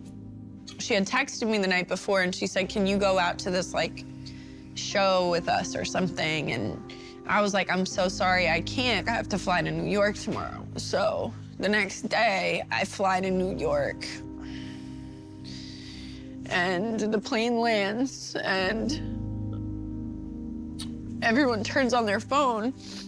People are gasping in the plane. It was so surreal. And I'm looking at everyone's phone and it says Demi Lovato overdose. I got a hold of Diana and she told me what had happened, but was like, oh, she's okay, it's gonna be okay. She's all right now. You just need to get on the plane and come. But later that day I talked to her security and he told me the truth. And that the next 24 hours are gonna be tough. We'll know if she's gonna make it within the next 24 hours. And I said, what do you mean if she's gonna make it? Says, we don't know, this next 24 hours is important.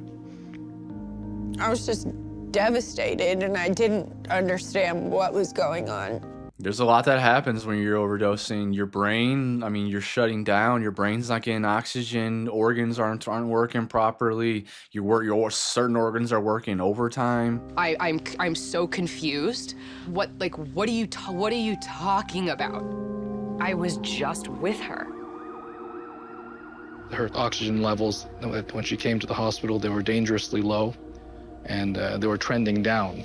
They were 70%. Someone of her health and age, we expect it to be closer to 100%. Jesus. Time is brain, is what we like to say, and the longer you go with the brain being starved of essential nutrients, it's like a stroke. The longer it's injured, the more difficult is the recovery. It was like a horror movie. This is something I've been dealing with my grandfather. His heart has been shutting down over the last couple of years, and with his heart shutting down, it affects everything else.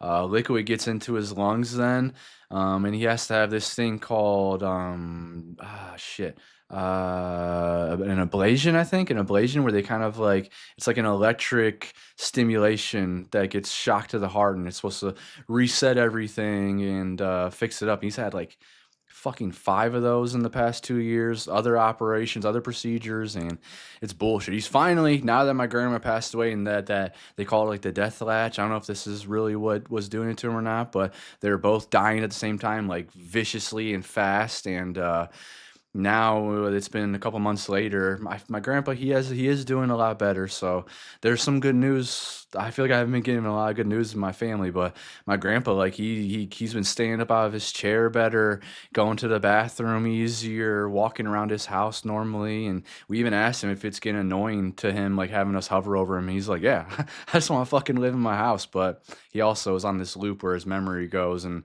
there'll be 4 Coca-Colas on his TV stand because he forgets. But anyways, that's something I've dealt with, and he's lost like some memory function and stuff because of it. Because your brain, it needs all that. It needs oxygen. It needs water. They put her in ICU. She had a tube in her neck that was taking her blood into a machine, cleaning it, and then putting it back into her neck. And that transfusion. As a parent, you're watching all of her blood come out of her body into a machine and come back. I asked the doctor, I said, what happens if she pulls out that tube in the middle of the night or when we're not watching her? And he actually kind of laughed and he said, that tube's not coming out, it's sewn into her neck. Oh.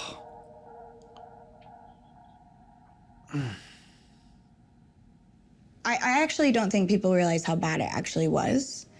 I had 3 strokes. I had a heart attack.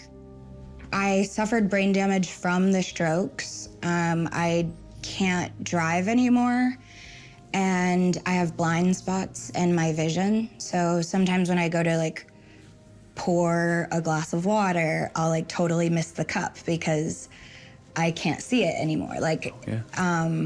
I thought she was talking about the shakes. I also had pneumonia because I asphyxiated, and multiple organ failure. So one example, my cousin, so many shitty experiences lately, but my cousin, he had a stroke recently, and he's had to have a couple surgeries, and it's because he had this blockage in his artery, and it stopped everything. And this guy, I'm telling you, Dungeons and Dragons growing up, all these creative things, very, very, very intelligent person, and now it's like talking to a robot. He talks kind of like it's all over the place. He's relearning how to talk. He stumbles sometimes, and it's got in the way of him being able to work and stuff like that. My uncle, another person, had a stroke in his 30s, and very successful person that was working a lot of jobs. This is my step uncle, had 2 houses, and then it was engaged and had a stroke, and same thing, all like a lot of the brain function away, just a different person. Fiance left him, life went to shit, and then it got better, luckily with family and friends that support him around him. And that's what it takes. It takes a community, it takes a village to uplift you and be there for you. She asked me 2 or 3 times what happened, and I said, Demi, you're in the hospital and you overdosed. And she just sat there and said, like she was really upset with herself. I am not saying that I have not used needles, but that night I wasn't injecting it, I was smoking it, which is another reason why I was so shocked when I woke up in the hospital, because I was like, no, I'm not injecting it, I can't overdose on it. At the end of the day, if you do too much of anything, it's gonna kill you. I was like, all right, I need to get help. I did ask, is it out there, you know? My mom was like, yeah, it's out there. Everyone knows, a lot of people are worried, a lot of people are concerned, and a lot of people love you. And that's all you need to worry about right now. Here comes the tabloids. Ariana. Typically, when we hear about drug-related ingestions, they come to us too late. I'm really lucky to be alive. My doctors said that I had 5 to 10 more minutes, and had my assistant not come in, I wouldn't be here today. I have to trust your thanks intuition. To the doctors that took care of her, and she has several. One was working on her brain. One was working on her kidneys. One was working on her eyes. And so they were trying to figure out a lot in that first 24 hours. Please trust your intuition in those moments. If you feel like someone that you're using is away and that they're locked in their room, or they're maybe overdosing, barge down the door, do whatever you have to do. Maybe you guys will make up in the long term if it's something that if they get mad at you for or whatever and they don't want to be your friend, that's something you're gonna have to deal with. It's better to deal with that and knowing that they're still alive and that they're okay than living with that regret of knowing that you could have maybe done some kind of intervention or it helped. Obviously, you got the ambulance there, so shout out to her assistant, her friend for being there. It's a very hard thing to do. Again, we're juggling so much. It could have been very easy for her to be like, maybe she just wants some alone time and just leave her alone. But she did the right thing. So yeah, don't be afraid, as Taylor Swift says, to ruin the friendship. I know it's in a different context here, but it's better that than to live with that regret of man, I could have done more. I was there. That could be terrible. What the dialysis does in this case is it removes the toxins and the fluid accumulation and prevents the brain from swelling and becoming more injured. They came to me and said we can either go to the neck or we can go in down here. I remember them trying to sew it into my groin, and it was so painful, even on whatever drugs I was on. They gave the two options, and I said, please try this part first, for obvious reasons. Then he came back to me and said, we just can't. Do what you gotta do. Yeah. He put her on that machine to clean her blood immediately, and I think that's what saved her life. I actually had to schedule another meeting to discuss what had happened because a lot of being in the hospital was so blurry for me. I wanted to go back and really understand the full magnitude of what had happened. The first moment that I saw Demi in the hospital, when she first opened her eyes, she looked at me, I grabbed her hand, and I said, I'm here and I love you, just to let her know I had gotten to the hospital. And she looked me dead in the eye and she said, who is that? Which is something you never want to hear your sister say. That is by far the worst moment of my life, was when she woke up and she was like, I can't see anything. And we all kind of looked at the nurses and the doctors and were like, what? Like, what do you mean? What does she mean? What do you mean she can't see anything? I was legally blind when I woke up, and my little sister was at my bedside, and I was so blind that I couldn't see who she was, even though she was standing next to me. And I asked her, I was like, who are you? And she just started sobbing because she thought from then on I was not going to be able to see. The areas of her brain that were initially affected were the vision centers, the back of the brain. The idea was to mitigate the damage and to provide the best opportunity for recovery. The first time you got sober, I think it was in response to the fact that your parents told you you couldn't see your sister Madison. And then to bring it full circle, you couldn't see your sister in a literal sense. I know that's not what they literally meant. I know they meant it metaphorically, but it's really ironic and in a weird way poetic that it ended up happening like that and me not actually seeing her. To be honest, when I found out that Demi wanting to be able to see me and keep a relationship with me was one of the reasons she went to treatment, I didn't believe it. That a sister relationship like that could stand in the way of Demi and her addictions, even if for a moment. I think that God has a twisted sense of humor sometimes. I think people can understand picking up a joint. What gets harder for people to understand is the harder drugs. How does that even happen? How do you even do something like that? So my cocktail before I got sober was Coke and Xanax together. It was an upper and a downer, and I loved the combination.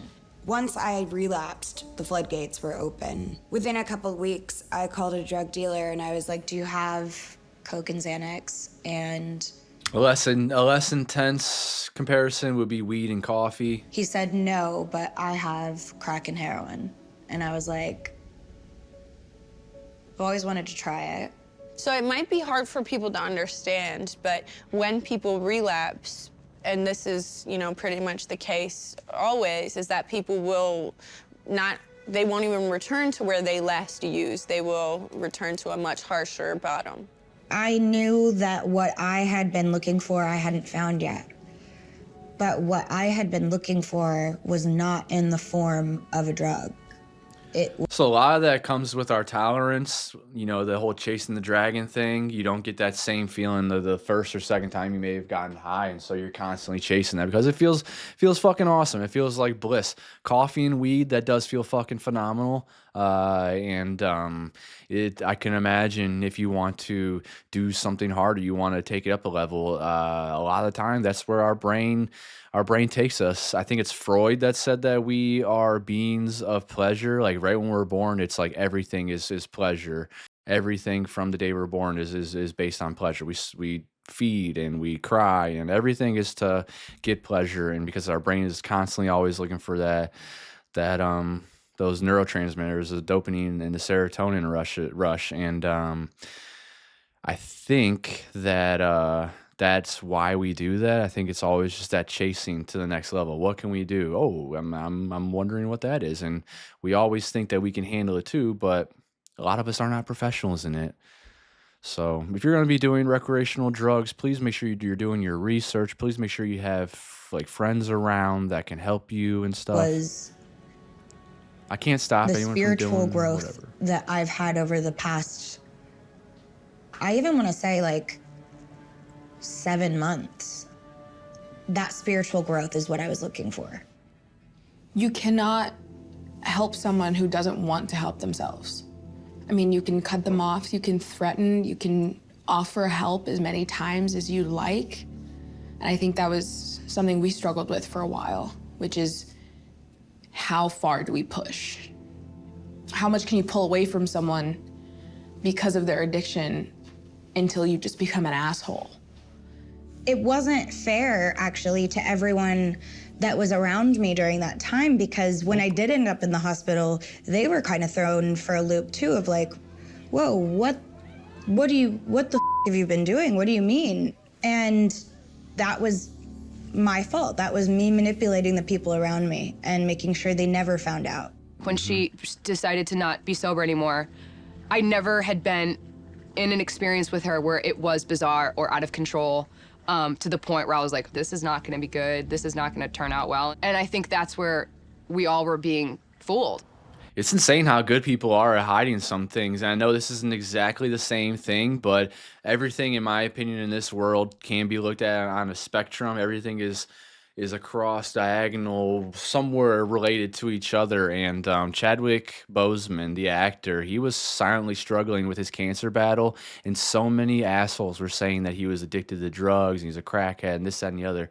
And then he dies silently with cancer, and he leaves this amazing legacy, and almost becomes like this, or is this legend now of hope and peace and love. But some people are just so, it's strength. It's also weakness to not be able to talk about it, because sometimes we're trying to keep this image, or maybe we're trying to motivate others with our strength, and it gets complicated, and you just never know. Some of the strongest people in the world are hiding things, are going through things that you just have no idea. My birthday wasn't crazy. It was my closest friends. My mother was in town. Demi security was there, her bodyguard, and I said, you know, let's just all hang out. So it was about midnight, 12:30. A couple people went home, and she was like, let's go back to my house. We came home to her place. She offered us LaCroix. In my head, I'm like, that's cool, and it made me feel comfortable. We danced on the roof and this and that, and we just started to get tired. And I'm like, all right, I'm going home. Love you. She goes, stay over. You and everyone just stay over. And I'm like, girl, I gotta go home. I have dogs. My mother's there. I gotta go home. No, please stay over. I'm like, let's go hiking in the morning. You know, we're all fine. You guys were early distracting enough. Let's her. go hiking in the morning. I'll call you in the morning. Great, awesome, love that. And when I was leaving the house, she was like waving. I just like felt a little odd. I was just like, wow, like that was a really nice night. Why do I feel like I should have stayed? And we were halfway away from the house, and we pulled over. And I look at my friend Janelle and I said, do you feel weird? And she's like, I feel weird. Should we have stayed? Should we have stayed? And I'm like, no. She's a grown-up girl. In my head, I'm like, what is she gonna do? She's gonna go to bed. Like, no, she's fine. I said I was going to bed, but the reality was I had called my dealer over. What people don't realize about that night for me is I didn't just overdose. I also was taken advantage of. I had not heard of him before. Before we can get into this, Mac Miller, his dealer should be fucking, I think he might be in prison, but he should be in prison for the rest of his life, rotting under the fucking cell. Piece of shit. He knew. That was a part of her life that she had kept at least hidden from me. So if she's drinking again and using again, someone has to be supplying this stuff. She has to be getting it from somebody. I found out later, of course, that wasn't the first time that he had come over or supplied her, but she had drunkenly hit him up that night. He had given her drugs. He told her some different iteration of what they were. I don't think he mentioned it was laced with fentanyl. He gave me what I assume now to be fentanyl by giving me aftermarket pills. And on top of that, he also ended up getting her really high and leaving her for dead. I've had my fair share of sexual trauma throughout childhood, teenage years. Literally what happened to my friend right there. And, holy fuck. When they found me, I was naked. My friend got robbed, though. Blue. I was literally left for dead after he took advantage of me. And when I woke up in the hospital, they asked if I had had consensual sex. And there was one flash that I had of him on top of me. I saw that flash and I said yes. It actually wasn't until maybe a month after my overdose that I realized, hey, you weren't in any state of mind to make a consensual decision. That kind of trauma doesn't go away overnight. And it doesn't go away in the first few months of rehab either. You know, that's something that sticks with you for a while after, because all of the daddy issues that I'd had growing up, now I was literally discarded and abandoned. That amplified all of my dad's stuff. I've realized a lot of my past traumas came to a head that night, but at the end of the day, I'm responsible for my life choices and hold only myself accountable. And the last 2 years have been about me doing the work to identify and confront those traumas so I can be my best self and truly be happy. It's not very common that you'd see someone with a drug-related overdose with this degree of multi-organ failure that would come out of it relatively unscathed and do as well as she has. It's like a nice reminder that it wasn't my time, you know, that there was more life to be lived. When she turned 28 this past year, it is pretty morbid, but we kind of were like, you made it to 28. Yes, you survived the 27 club. In a way, it's like probably a subconscious self-fulfilled prophecy. But what's different is she lived through it, is that she survived it. She was where her father was, but she got through it. Good job, Demi. I'm sorry for those that have experiences out there as well. There's some really fucked up people in this world. And yeah, you are not alone. So the way she talked about what happened there and how I'm saying that I know that's exactly what happened with my friend as well. He didn't get raped. I'm extremely sorry for those that have ever experienced that. There's some really fucking garbage people out there, and to have something so important to you be stolen like that and be just treated like something, like you're not human or anything, like you're just an inanimate object, is fucked up. And I hate those people. I hate people like that. And that person, like, we know who did what they did to my friend. And like I said, the cops don't give a fuck. They can't get, there's no video evidence or anything of what happened. Like I said, dude erased text messages, and apparently they never took it. They're not going to take it to court, so there's not going to be any discovery. But we know who he is, and if they're watching for whatever fucking reason, they're watching my channel. They follow me. I hope you know that there are people out there that are fucking extremely pissed at you, and that there's a hit on your head. There is a hit on your head for money because that you are such a disgusting piece of shit. And now I don't think that's the right thing to do. I don't think violence is ever the right answer for the most part. I do think we need to eliminate all the Nazis. I wish we had a little bit of what's it called? Infinity Gauntlet, so we can just snap and get rid of all the fucking Nazis and horrible rapists and terrible people in this world.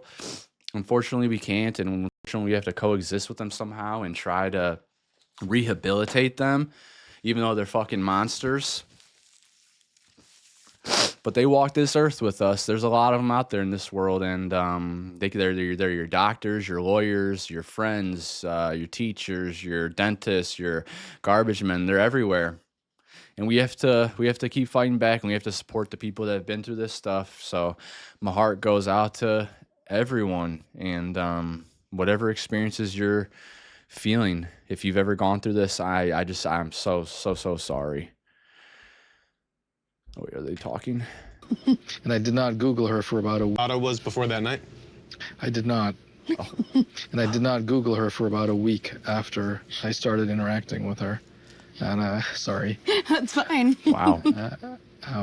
But I didn't do that. I didn't do it deliberately because I don't like to influence my medical decision making. Well, you know she's got some bops. I now know that. Wow. That's a little bit of levity. Singer Demi Lovato is now receiving inpatient therapy at a rehab facility after being released from Cedars-Sinai Medical Center in Los Angeles over the weekend. My OD was obviously hard on me, but it also had some serious repercussions for the people closest to me. Demi's on the news, and also I'm passing through the news. There's all this stuff about like me being in photos next to her when she was having a hard time. I got like death threats. People showed up at my apartment to like threaten my life. That was really challenging for her. It was challenging for anybody that stuck by my side through that period. Oh.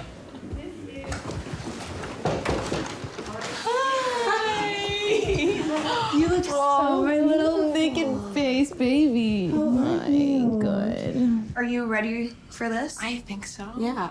Like I said, Yeah. clear your name. Yeah. Don't be afraid of saying anything. Okay. Yeah. Thank you. And I just want the truth to be told because you deserve that. Thanks. Thank you. I love What you. Demi's doing right here takes a lot of strength. And the only reason why I'm not crying is because if I start, I won't stop. I'm trying really And you hard. already have your makeup on. Danny, you need to take one. Mark? So, when I called you about doing this, you were incredibly nervous. Why were you so nervous to sit down here? It was having to relive it.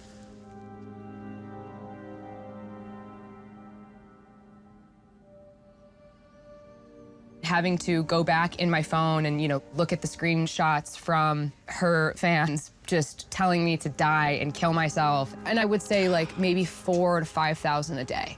She was a part of my professional team. She was my choreographer, and she I'm not also happened to surprised. be a good friend of mine. It was awful to see what happened to Danny After people thinking she had something to do with that night. My fans are amazing. They're very passionate, but they're a little out of line sometimes because they want what's best for me, but don't always have all the information. The people who know me. Again, that's the same thing that happened with Mac. Mac Miller died, and instantly so many fucking fans start attacking Ariana Grande. And again, like I've said a million times, I'm a huge Mac Miller fan. He's one of my favorite people of all time. People, artists, whatever. And that may sound a little parasocial, but everything that dude put out into the world was wonderful. And then, yeah, a lot of passion. There's a lot of passion, and people only know the context of certain things of what's out there in the world. And so, of course, they think that he's just heartbroken and wants to kill himself because he doesn't have Ariana anymore, when really it was a dickhead, bitch-ass motherfucking drug dealer that needed to get him something, so he gave him some fucking dog shit with fentanyl, and I fucking hate these people. Yes, there is hate in my heart reserved for a certain group of people, and it's those kind of people. It was laughable to them. Like, oh my God, if you only knew this girl at homecoming. She was the one pouring people's Red Bull vodkas out in the bus, like, didn't want to get in trouble. They were like, how on earth are you the girl that gets blamed for this? And it was laughable for a day or two, not thinking that it would stick. And then once it continued to stick for days, weeks, months. It actually terrifies me thinking about how me and my friends used to party, like before, yeah, even in high school, before dances, drinking like a whole bottle of Jack, and then, man, yeah, and you feel like you're invincible. A year. It was the hardest thing I've ever had to deal with my whole life. When everything started to unfold, I was in the hospital with her, watching, just looking at her laying there. I just wanted her to live. And I remember one night my mother sat me down and screamed at me, and she said, I cannot watch my little girl take the fall for someone that did something like this. And I just remember looking at her just like, it's gonna be fine, and then it wasn't. I lost all my teaching jobs. No one wanted to bring their kid to a apparent heroin dealer teacher. I lost any artists that I was working with. They didn't want to deal with the drama and would go to studios. I would have like TMZ following me to the studio. I had to rethink my whole future, all because of someone else's decision, and that was terrifying. I feel terrible that it's taken this long to get her story out, but it's taken me a while to come to terms and process with that night of what happened and be ready to talk about it. I get why after the OD I was so focused on myself, but unfortunately it took me too long to realize how my choices affected the people I really care about, who had stuck by me. I'm just glad that she got the chance to talk today and clear her name, because she wasn't involved in all of that. Okay, I have the Today Show in less than an hour. Go do it. Shut up, your face takes 2 seconds to beat. I love you, but no. I love you, thank you. Bye, Anna. Bye. I feel a lot better. I feel like I just have to talk to like a mom. My respect for her just keeps growing and growing and growing. She's a wonderful person. And there are functional drug addicts. Some of you may be functional drug addicts out there, and you're able to you know, handle it and everything. But there's other people that they feel like they can, and obviously they get themselves in these situations, and look what happens.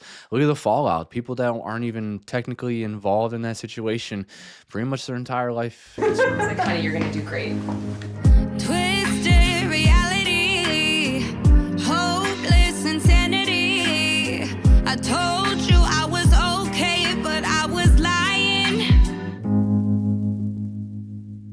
Is this the music video? Who are you and what do you do for Demi? I'm Demi's head of security and chief of staff. But I'm going to interject because he's so much more than that. Max is someone that protects me like I'm his own daughter. I'm grateful that you're sitting next to me today, and it's just really hitting me like a ton of bricks. Most business managers don't play a vital role in the story of a pop star's life. Why is Glenn Nordlinger so important in your life? Oh, God. That's another one. It's just never left me. And he was there from the start. He was there before me. Yeah, he was there since I was 15. You really figure out who is there for you when the world falls out from under your feet. During the 2018 tour, she was in a very bad way. These are stressful days where you went to bed at night with your phone ringer on loud. I would get daily updates from Max, and we were starting to formulate a plan of how to help her when the OD happened. Glenn was just right there straight away. He was, how do I help? What do we need to do? And we need to bring in good people in around her to help her, irrespective of the cost. And this is where years of putting aside money and being responsible with her money really paid off. The first time I met her, we were sitting in a room and she was saying that she didn't want to be there. And I said, how old are you? And she told me how old she was and said, who's paying for you to be here right now? And she just looked around. She's like, I am. I'm like, well, then you don't have to be here. Like, you can go. So I think initially it was difficult for her. And as time has gone on, I think that has been one of the most important things of, okay, what are the choices that I want to make? When I went out to visit her, it was just, what do you want to do? She said, I love music. I want to get back into it, but I want new management. I got reached out to by her business manager after the overdose. He told me she was the only person she wanted to meet with was us. And I wanted to make sure that, with everything she had gone through, I honored that. But I had every intention of telling her no. I felt overwhelmed at the time. We had a plan for not only how we were going to say no, but who we were going to recommend. And when she started... Guy felt overwhelmed, leeching on people's fucking careers. Talking and pouring out stealing her heart and soul. Artistry and their we money. realized that absolutely we need to manage her. She didn't need a manager. She needed a friend. She needed someone who knew what to do, but also really, didn't need her Scooter? to work. Why was it so That's going to be you, important to Scooter? land Scooter as a manager at that moment in time? I am an artist who just Don't believe it. overdosed on heroin. Like, I'm kind of a liability. Like, I don't know if people are gonna wanna work with me. It was scary for me, but I didn't feel intimidated at all. It made me feel really safe. I wanted to know the real story of what happened, what treatments worked in the past, what treatments didn't work. I wanted to know who her support system was, where she was in her recovery process, and if she had an understanding of that it's constant. From the moment I found out she overdosed, through her entire stay in the hospital, the only thing I cared about was her getting better. I knew that it didn't matter what happened to her that night or who she got these drugs from. If I close my eyes and listen to her, she sounds exactly like her sister. I knew I could Can tell she sing as well? by her face that she was never gonna be around those people again. I wish I could say the last night that I ever touched heroin was the night of my overdose, but it wasn't. She called and said, hey, I've relapsed and I need help. It was the same guy, I think, and Syra and I were not thrilled about that.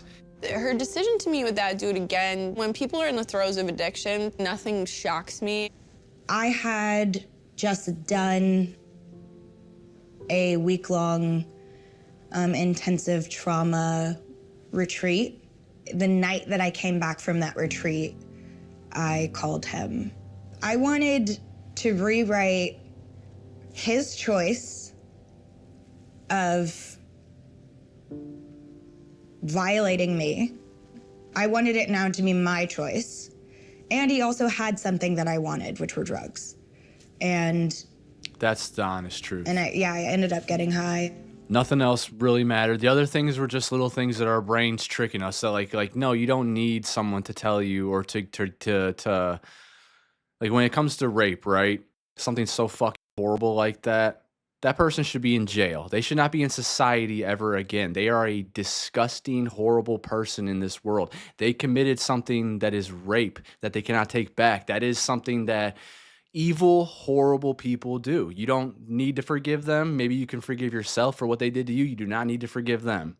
There's ways to go around it. There's ways to dissociate about it, but you do not need to forgive that person. This is your mind wanting to get the drugs, and it's your mind's way of justifying its way of getting those drugs. And that last second that you said there was the honesty coming out. It's all about the drugs. You wanted to get high, and maybe you had a little bit of a reasoning of your subconscious to get like a reasoning of why he did this to you. There's curiosity, sure, but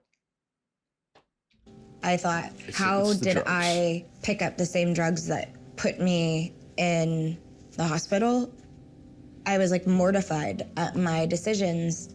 Anytime that it's this, like, how could you do this? It's coming from a place of, oh, I want this person to be okay. How could you do this again? How could you put yourself in this position? As opposed to, oh my gosh, you must have been in so much pain to put yourself in that position again. I called him back and I said, no, I'm gonna you. And it didn't fix anything. It didn't take anything away. It just made me feel worse. But that, for some reason, was my way of taking the power back. All it did was bring me back to my knees of begging to God for help. How do we help you create a life where to have a sense of autonomy does not mean putting yourself in these harmful situations. That being able to, abuse your abuser is not where the healing is going to come from. I know that sexual trauma has been the hardest part for you to talk about. Was there a specific reason that you didn't come forward sooner?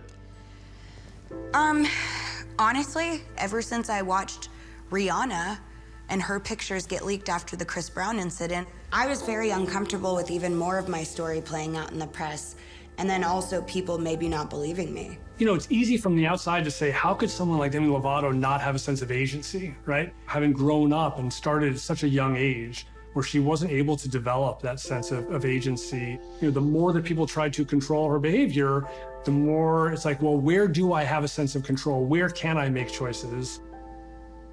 And I know what I'm about to say is going to shock people too, but when I was a teenager, I was in a very similar situation. I lost my virginity in a rape. I called that person back a month later and tried to make it right by being in control. And all it did was just make me feel worse. So you filmed the first Camp Rock 2 years ago. Yes. Now you're filming this one. What do you think has been the biggest change in you from 2 years ago? I've become more aware of just life and people and the way that, the business works. And it's definitely for the better. I think that I'm able to protect myself a little more, but also I'm able to still learn more and teach other people. So it's been awesome.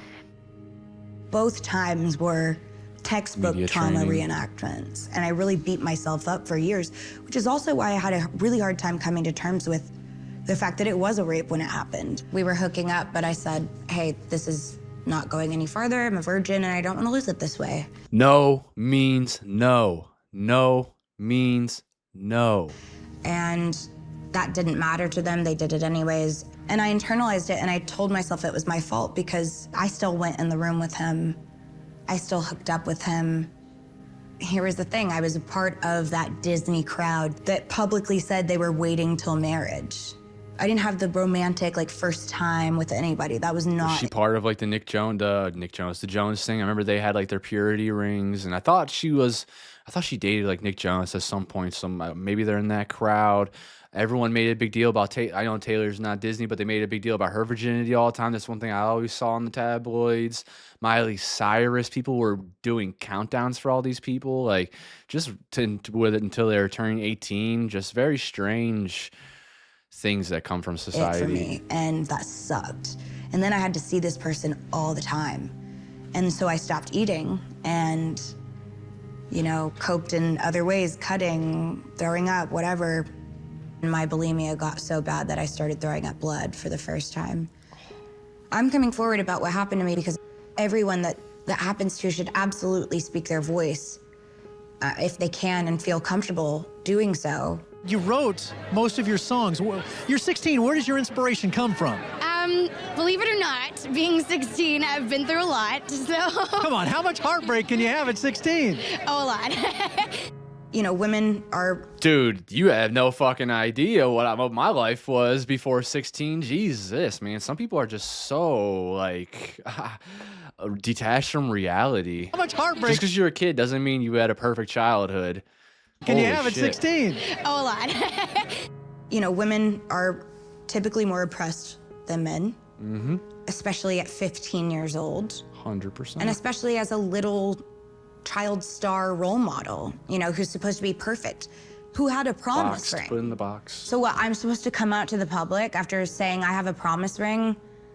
6 months later, I'm supposed to say, well, actually, I had sex, even though it was rape. Some people are gonna see it that way, or at least the Christian Southern girl inside of me didn't see it that way because sex was not normalized as a child or in the South. And then there'll be those idiots that are like, oh, she's rich, she can make whatever decision she wants to. Oh, she's not going to be sad about it because she's rich and successful. And oh, she was probably asking for it. And oh, she's probably blowjobbing her way to the top, like they say about like Kamala Harris and everybody. It's like every woman that becomes a boss, gets to the top, becomes, you know, an achiever, a diva, as Beyonce will say. They become a bitch. They become, oh, she slept her way to the top. It's, And irks you know what? me.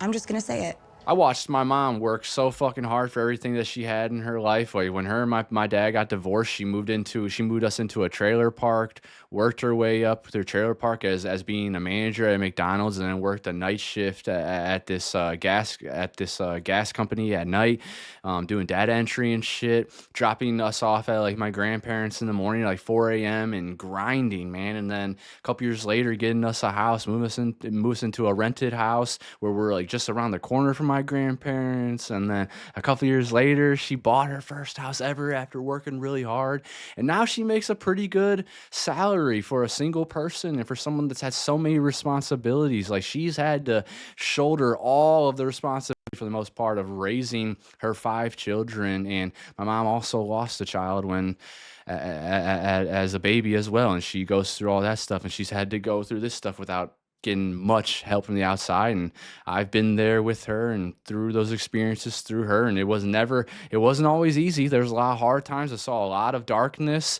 I was exposed to a lot in different ways, from my mom's side and being with my dad. So yeah, I just have a lot of empathy because, and especially for women, because I've watched it. I watched it with my own eyes. I have sisters. I have a niece. I have friends that I've watched just be treated poorly by men and by women. Southern girl inside of me didn't tough. see it that way because sex was not normalized as a child or in the South. And you know what? It. I'm just gonna say it. My Me Too story is me telling somebody that someone did this to me, and they never got in trouble for it. They never got taken out of the movie they were in. But I've just kept it quiet because I've always had something to say, and it's like, I don't know, I'm tired of opening my mouth, so. That shit pissed me off when the Me Too movement came out and everyone was being so weird about it. All the people you would expect were being weird about it. Probably the guilty people. But then on top of that, there's like the Epstein files and the Epstein case, which I've been obsessed with the Epstein case since 2014. I bumped into that VH1 video where it talked.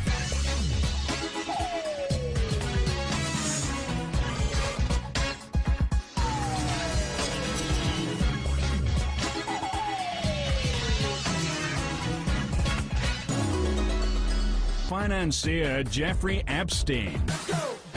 Jeff was a high school math teacher until he traded his blackboard for the big board in 1976, eventually launching his own exclusive finance firm for billionaire clients. But he just couldn't keep out of the classroom. So when he was shopping for a new house, he bought himself an entire schoolhouse and transformed it into the largest single residence in all of Manhattan at a whopping 51,000 square feet. Oh, yeah. The school cost about $20 million, and he's dropped $10 million just renovating it. It has incredible bells and whistles, closed-circuit televisions, a heated sidewalk out front, so the snow melts. But only one man truly rules the Wall Street skies. Because for former school teacher turned billionaire Jeffrey Epstein, one private plane won't do. He's got a small fleet.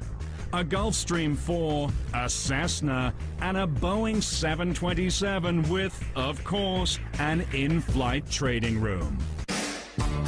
He has a Boeing 727. I'm just wondering now, what do you need a commercial-size airliner for? Believe us, it comes in handy when you've got powerful friends to fly around. When Bill Clinton organized a week-long tour of Africa in 2002, Jeff gave him a ride in his personal 727 and took actors Kevin Spacey and Chris Tucker along for the trip. Now, for former President Clinton, it was a chance to investigate the problems of AIDS in Africa, and for Epstein, it was a chance to hang out with some of his big-shot friends. Jet setting with Bill? all in a day's work for Wall Street mogul. He unwinds in his $6.8 million Palm Beach villa. But no Wall Street island hopper grabbed a sweeter spread than our friend Jeffrey Epstein. With an estimated annual take of $75 million, he had more than enough cash to buy his own piece of the Virgin Islands. Jeffrey Epstein owns a 70-acre private island called Little St. James. It used to be a resort. And now it's sort of lovingly called Little St. Jeff. Why not? It's all his. Yeah, boy! But when Jeff is back in the States, he retreats to the Santa Fe mega ranch he bought back in 1993. Epstein is said to have the largest home in New Mexico. His property is 7,500 acres. Can I have it like that? You got it like that. All of his homes all over the country and the world are equipped with trading screens. So he can basically just wake up in the morning and start trading. Next, Brett just kissed me, and I think I heard angels sing. While Brett wines and dines. Talks about like the lifestyles of the rich and famous, and oh, this junior high teacher that has all these billions and stuff. And I looked it up, and I remember searching for it and finding out about how he had that sweetheart deal and everything, and then I got super obsessed. I know the actual real story. I always have to preface that's not the QAnon bullshit. I know I've traced the money. I have a great sense of discernment, so I followed the right people to have the right information for the story. And then things are kind of getting leaked now, and we're dealing with it now where the government, this bitch-ass motherfucker Donald Trump, is protecting pedophiles because he's also a pedophile, was a pedophile, whatever it may be. There's freaking all the evidence in the world to prove it.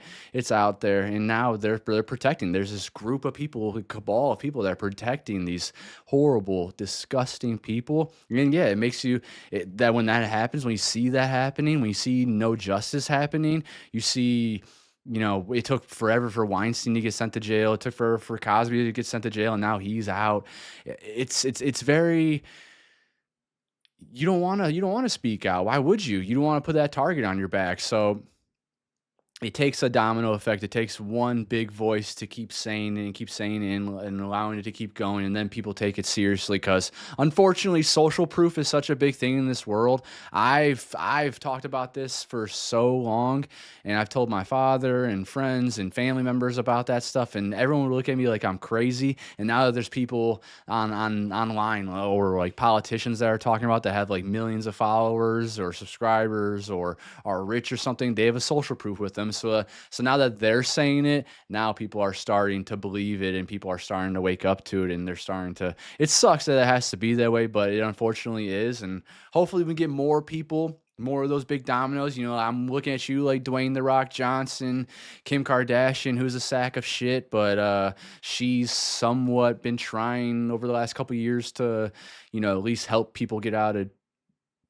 jail. They're in jail falsely, but she's not doing enough. But then you got like the Olivia Rodrigos who use their platform for the greater good. Demi Lovato, who that's the only thing I've really known about her throughout my life is that she uses her platform for good. And it's very refreshing. And she is gaining so much respect from me. Not that she needs it, but wow, this has been getting into her mind and understanding the way she thinks.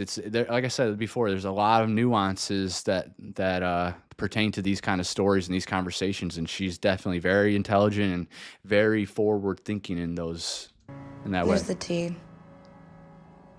There's the tea. After everything that happened with the OD, you know, I think she felt so horribly guilty and disappointed in herself that she had let herself go back to that place again despite everything. She was like, I have to tell Scooter. I was in negotiations. I met with him and I said, hey, look, I need to come clean about some stuff. You know, Demi, I knew she had her ups and downs, but after the overdose and the speech that she gave me and the things that she said, I thought there was no chance of a relapse. 2 weeks in. Are you dumb as fuck? She tells me that she relapsed. Guys, anyone that's ever had the problem, there There is a percentage. It changes with the person, but there is a chance of relapse. This is something they're going to be dealing with for the rest of their life. And that's why the comments like that is why I do not like Scooter Braun and why I think he's a sack of shit and a leech and just a career opportunist. Like, what the fuck does he even really contribute? I was expecting All he him cares to about is say, I'm numbers and leaving. shit. Like, I'm not signing you, I'm sorry. But instead, run. He was like, I'm afraid that you are going to end up in the wrong hands. I'm afraid I'm not going to make all that money off you because you're one of the biggest stars in the world. here to support you and I want to help you through this, not I'm sorry. I'm very cynical to him. I can't give him the benefit of the doubt. an issue. And it's a very different conversation, right? Than the conversation that says, hey, your sober companion just told me that you were in the bathroom for a long time. I'm going to drug test you. And when it comes back positive, I'm going to take away your phone and make you go back to residential and make all these choices for you. I don't know if Demi made what the I'm saying? decision to go sober when she was 18. That was really kind of the ultimatum that her team gave her, is get sober, otherwise we won't be working with you. I never want to say that the control placed on me was entirely wrong. Some of it came from a place of love. I just think that by the end of it, I didn't get the help that I needed.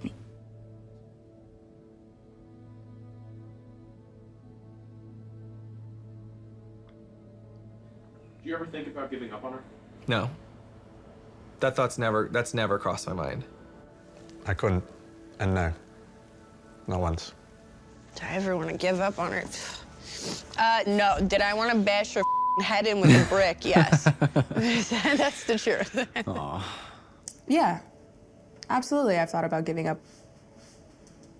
There have been a couple times where I thought, And see, there's not a right or wrong answer. Everyone has a different perspective on their relationship with her. Her sister, someone that's probably been around her longer in her life, that's seen more of it, and maybe she thinks like, maybe she's just burnt the fuck out and thought like, Demi does not want my help, and I just have to give up, I guess. Maybe it'll take her losing me to maybe, I don't know. There's not a right or wrong answer in that situation, though. if that's how she wants to go out, then God damn it, let her go out that way. But I don't think you truly ever really give up on someone like that. I think there's always a part of you that hopes they're gonna get back on the horse and they're gonna figure it out. Sure. When you're dealing with addiction, it's not something that just gets cured one day. Like, it's a constant battle. You're in it with somebody. So when she said it to me and I saw how scared she was, it was just a very real, easy answer. As long as you tell me the truth, we'll work through it. I have just always had that mentality of, if there's a problem, let's find a solution. Even if I was not related to Demi, she would be one of my biggest role models. I remember we took this walk around the hospital floor. She was in her hospital gown and she had IVs and stuff on her hands, but I didn't see a hospital gown. You know, I saw a robe. Like, damn, this girl's going for the belt. I remember being in my hospital bed and thinking, all right, how do I fix this? How do I get back to doing what I love, which is making music? Demi is an honest songwriter. A lot of people are nervous about telling everything. Demi thrives on using her music in a cathartic way. I feel like with anyone, I knew that was the song that I wanted to release coming out of all of this, because I thought, if I ever make it back to the stage, I want to sing this song. After an 18-month hiatus from performing, Demi was invited to sing at the 2020 Grammys.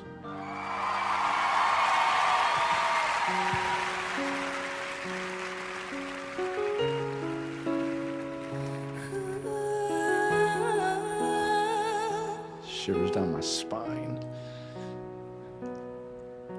I tried to talk to my piano.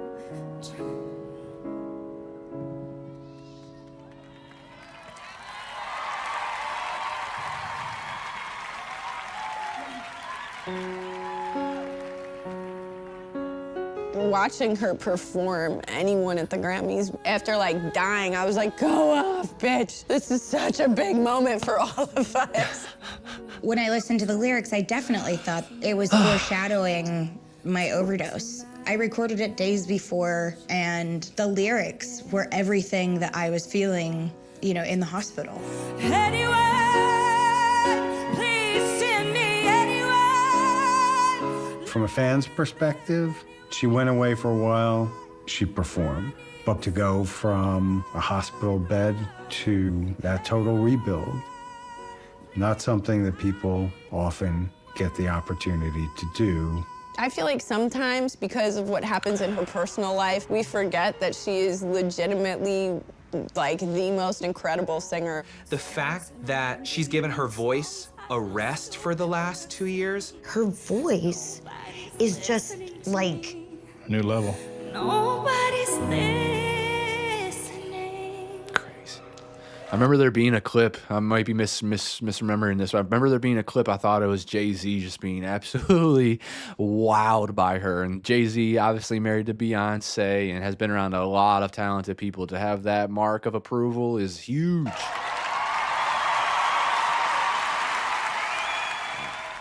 I remember you calling me to tell me you were going to do the national anthem. Just to be there and hear her voice is moving in itself. Because there was a point where I didn't know if I would ever see that ever again.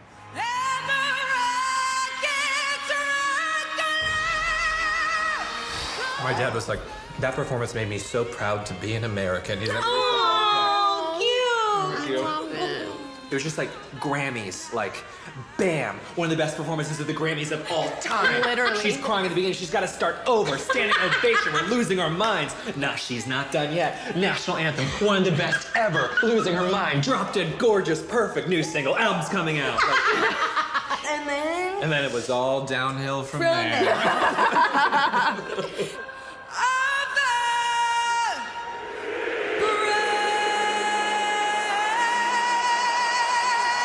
Breaking news tonight on several fronts on the coronavirus pandemic. Broadway going dark, Hollywood shutting down, the NBA delaying their seasons, Tom Hanks infected.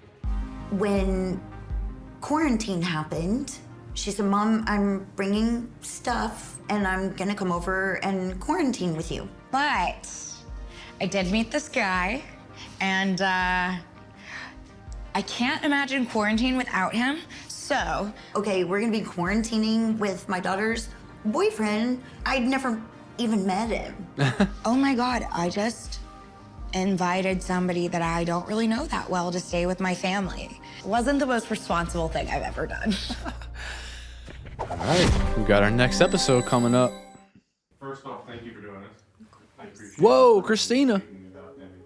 The special thing about Demi is she has just a very real and honest soul about her. When you meet her, when you're in a room with her, the boisterous laugh that comes out of her.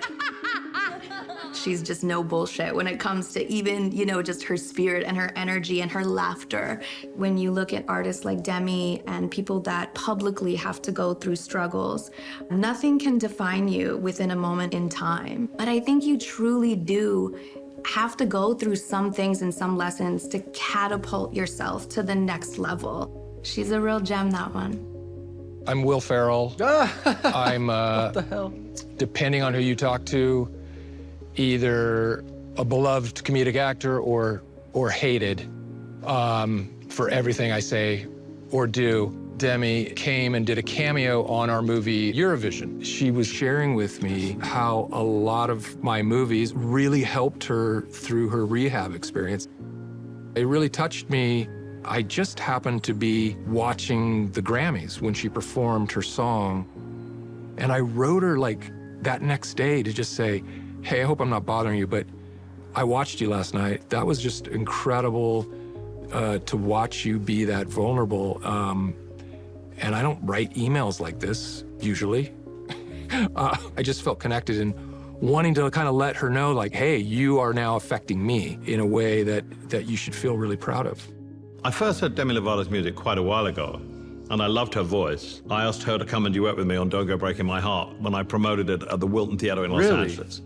And that's when I first met her, and I loved her so much. When you're young and you're famous, my God, it's tough. You are put up on a pedestal, and you're not supposed to be human. Demi Lovato is God. She's fantastic. She's you know, she's perfect. But of course, we're not perfect. We're all human beings. She's human, and she's adorable, and she's brave. Dancing with the devil, out of control. Almost made it to heaven. It was closer than you know.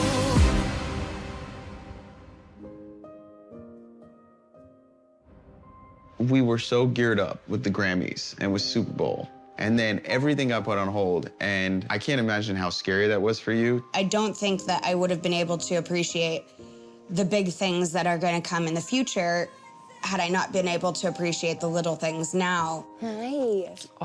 My quarantine has been really beneficial to my mental health. Obviously, I hated that people were getting sick, and in other times of my life, I've always tried to find the good in things, and that's what I did with this. It was like, how can I use this Silver experience lining. to work on myself? I know 2020 is a dark year for all of us, but it feels dirty to say this. She's had like the best year ever. Through this quarantine, she's grown so much. She's meditating and doing all of these different things for herself. Even if it's as small as stretching before bed, things that I just didn't take time to do before quarantine, I'm now taking time to do. I was just like, all right, I'm gonna take this time to spend with my family and get to know my boyfriend and cuddle with my dogs more. I loved quarantine. I loved the fact that everyone was slowing down and like being more human. He just fit right in with the whole family. My mom came to me and she was like, listen, I just want to let you know, Demi's met this guy, and I think he's going to be around for a while. There have been times in my life where I've felt so alone. Now that I have found him, I feel amazing. Hi, guys. This is so weird, talking to the camera by myself while my boyfriend's asleep. Oh my God, fiance. So, Holy caught that, but crap. Yeah, I think we caught it. Oh my. That ought to blind someone. That's going to freaking freeze me. Damn, Demi, look at that rock. yeah, I don't know if you caught that, but this is the ring. Dude, that's insane. She texted me and said, I met the man that I'm going to marry. That was what, March 6th or 7th or something like that. And I think they've been together every single night since. And now they're getting married, so she was right. When she announced that she was engaged, I was very happy about that. I was so happy that she was with someone that was making her so happy. I'm kind of scared to know life without quarantine with him. Although there was a lot of concerns, we were all still really happy that she was just feeling so good and that she had somebody with her through this time.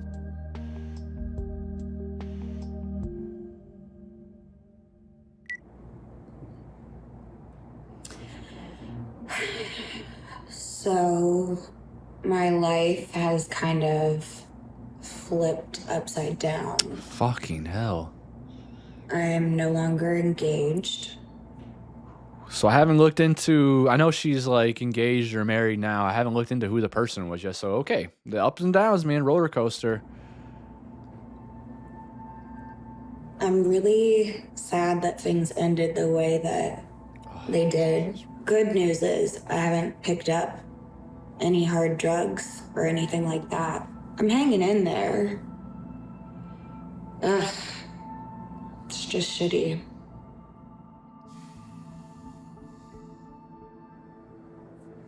It's hard part of our love, having that faith, letting someone break your heart. The video I made earlier wasn't an accurate representation of what I'm going through. So I thought this whole time that I didn't miss him.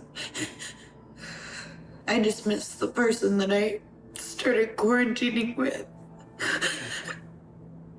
And I don't know how to give my heart to someone after this. I get it. Been there too. Last interview. Not engagement, but something actually more. You get to start. The biggest change in my life is I'm engaged. You looked at me and you went, you just got engaged. Oh, shit. Ugh. I got engaged a week ago today. It was just the best day of my life. I felt like I was floating. It's been a whirlwind ever since. What? Honestly, what happened? I think I rushed into something that I thought was what I was supposed to do. I realized as time went on that I didn't actually know the person that I was engaged to. Like all the people that were like, oh, they rushed into it, or, you know, oh, it's not gonna last, and then like you proved them right. We were only together 4 or 5 months. Yes. And like, honestly, it was false advertising. Yeah. When you both got into your separate work modes, you're like, this is not the person that I thought it was. Because it was 2020, you didn't get to normally date like you do. Right. It's just like, of course that accelerated, and I didn't even have my best friends to hang out with in quarantine. The hardest part of the breakup was mourning the person that I thought he was. Yeah. And the life you thought you were gonna have. Yeah, I mean, this is like. of course, but I'm not the only one who felt fooled. I mean, I was just as shocked as the rest of the world at some of the things that were said and done. When you were done, you were done. I was done. And I'm like, how are you? You're like, I'm good. Yes, she okay. was. And she is. If I found a Demi Lovato, I would want to lock her down too. Do you know what I'm saying? Thank you. Do you know what I'm saying?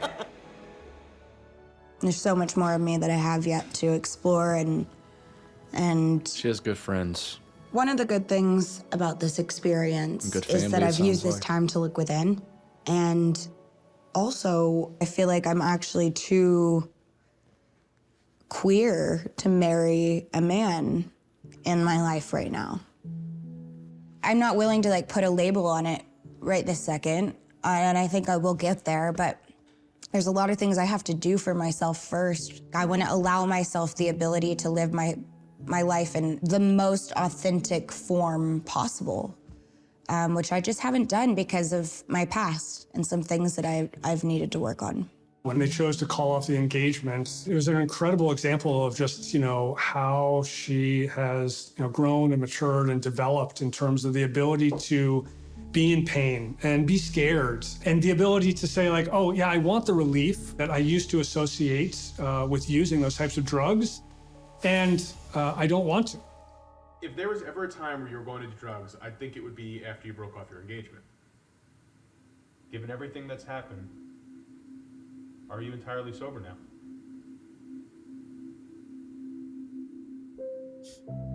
I've learned that shutting the door on things makes me want to open the door even more. I've learned that it doesn't work for me to say, I'm never gonna do this again.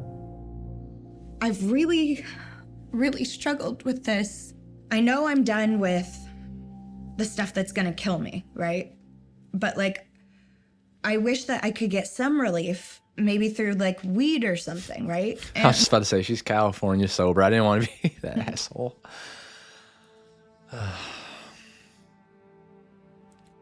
Telling my through like weed or something, right? And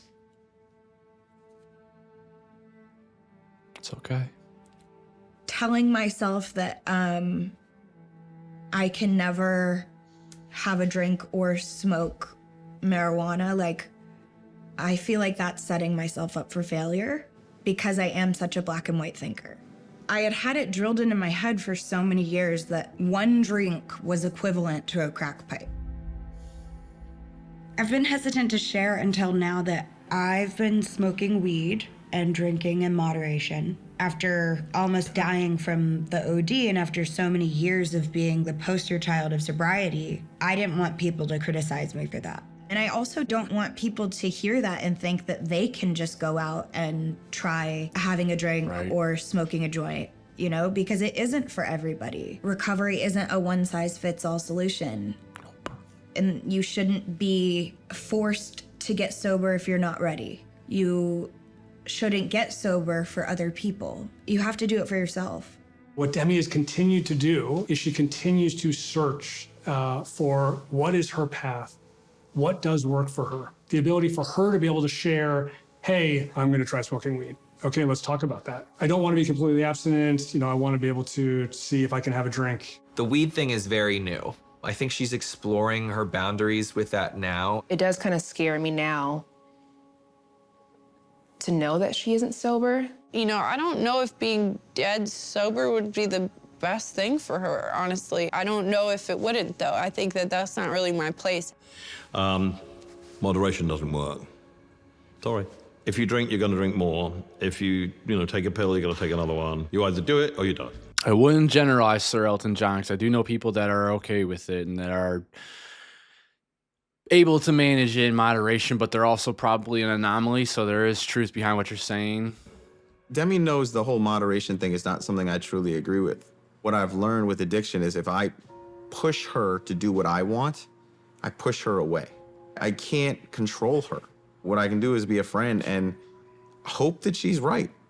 Any path that is right for someone else does not mean that it is an effective, meaningful, safe path for you. Being dogmatic about, oh, someone must be abstinent, they can never have another substance, is just as harmful as saying, oh, well, you know, moderation works for Demi Lovato, therefore it'll work for me. And so my hope is that the message that people get is that we encourage people to explore and say, what is truly meaningful to me and what actually works for me? You're not a cookie. It's not a cookie cutter process.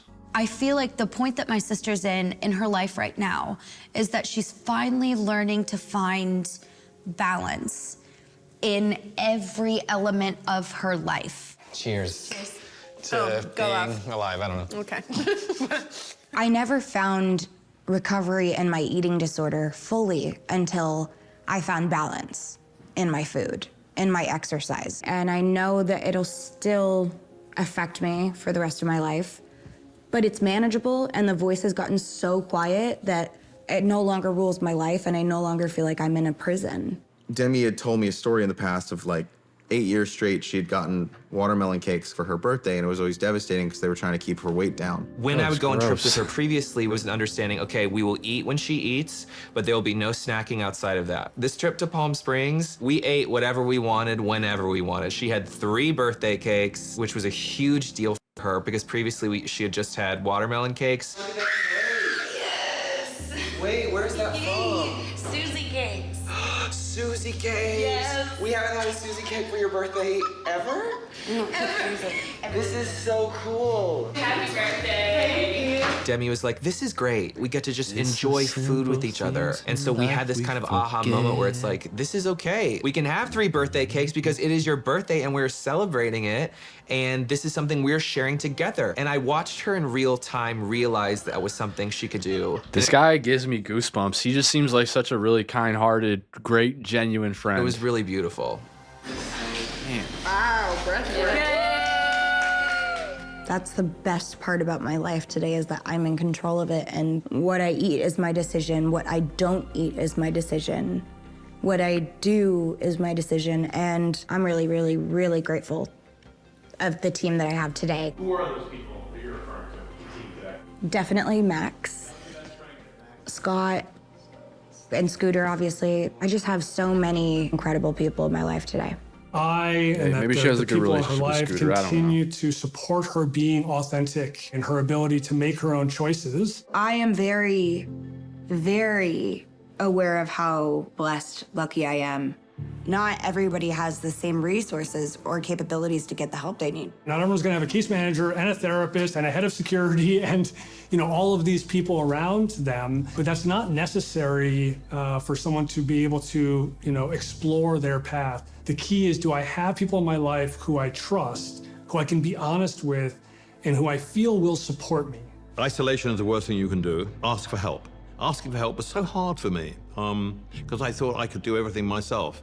The great thing about Demi is that she has opened up about her addictions and her problems and the stress and the pressure of fame at such a young, early age. And a lot of people are afraid to open up about it. And I think once you open up about it, you get the monkey off your back and you come out in the open. It doesn't mean to say you're cured, because you never will be. Addiction is a lifelong thing, but you can have the most fantastic life. I've been sober 30 years. I've had the most incredible things happen to me, and I'm hoping that she does too, because she is such a great girl.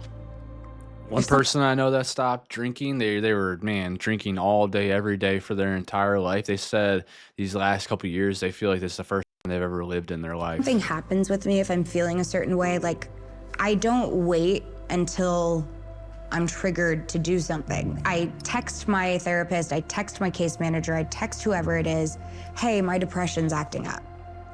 Just so you know. Even if that's all it is, just so someone's aware, because in that moment, it takes a little bit of the power away. I deal with depression on a level that most people will probably never understand, which is why I've always turned to drugs to an eating disorder, because all of these things stop me from taking that permanent step. I'm constantly talking about it, and I'm constantly open about it. And that way I'm not waiting to the last minute and I'm suicidal to get help. Getting ahead of the curve and being proactive, taking steps that are gonna put safety precautions in place. That's why the Vivitrol shot is really important to me. Vivitrol, what it does is it actually blocks the opiate receptors. It will keep you from getting high. Do I ever want to touch heroin again? No. Do I think I will? Absolutely not. But I still get it just because, at least for a few years, it can't hurt me. So you put precautions in place for your addiction and for your depression. Mm-hmm. I want to check in on something that you revealed to the world 10 years ago, your bipolar diagnosis. How does your diagnosis affect your life today? Well, that's a really interesting question, because I've been told that they think I was misdiagnosed when I was 18. I came out to the public when I found out I was bipolar because I thought that it put a reasoning behind my actions. But what I didn't do was get a second opinion. You take something public, you become an advocate for it. I was acting out when I was 18 for many reasons, but I know now from multiple different doctors that it was not because I was bipolar. And I had to grow up. I had to grow the up.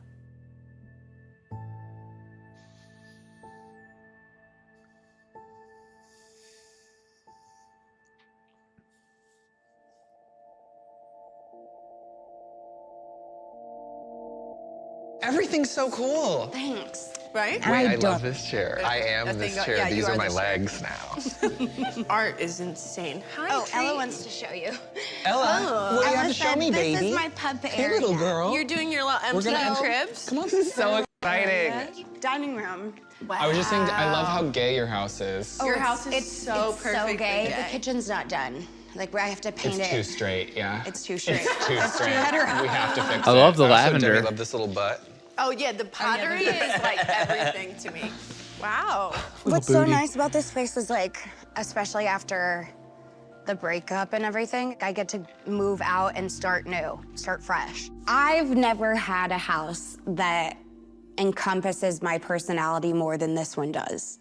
It's glamorous, it's fun, it's, you know, colorful, and you have everything from the Netflix series Ratched-inspired basement to a shroom room on the 3rd floor. Nice. Oh, that's fun. A lot of texture. And you can like pause it on colors. I wanted something so out there that no one has in their house. The concept of the room is like less about what you do in it, but actually what it inspires inside of you. I have this room to be creative in. Be yeah. creative. You don't have to do shrooms to But come you- in here, but exactly. you feel like But you're you on. feel it. Exactly. Exactly.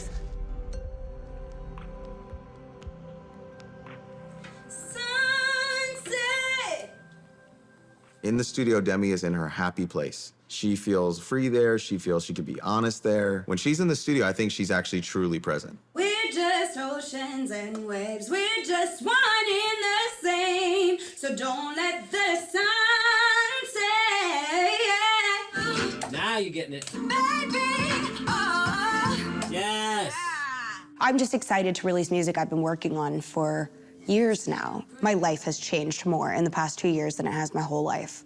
With that comes reworking of an album. We're not worried about making the pop radio hits. I told her, let's tell a story. Let's make a body of work that tells your story. Say a prayer. Selena. Oh, say a prayer for you. Oh. Oh shit, you want to keep going? Okay. I don't know, I just was feeling it. All of my albums have been my babies, but this one I'm watching turn into a teenager because it's evolved so much. And I think I'm the most proud of this one. I'm so glad that I had the opportunity and the time to make it perfect the way I want Hey, I've it. seen that house. It's gonna be about where I am today and what I'm There's a looking YouTube for and video who on I it. am. Me embracing my queer self. Going for it fearlessly is where I'm at today and what I want my music to represent too. It's a different level of connection, and I'm ready to go there with my fans. The exciting part for me is this album feels like every piece of her. Not just the Demi Lovato that we know, not just the advocate, just all of her combined. Demi is finally being as honest as she should be and as she needs to be. Demi is relentless about fighting for anybody she feels is being slighted or doesn't have a voice. How are you, Demi? Hi, I'm good. How are you? You wrote a song called Commander-in-Chief, which is Yes. basically sort of a letter to the president. I was thinking about the music that's Fuck out there Trump. right now, and I was like, Bitch why ass. isn't anyone talking about what's happening? I've got to help other people by telling a bigger story. You know, being in LA when all of these protests were going on, understanding that, like, I can never understand what people of color deal with on a daily basis. It was just a lot. Thank you, Demi.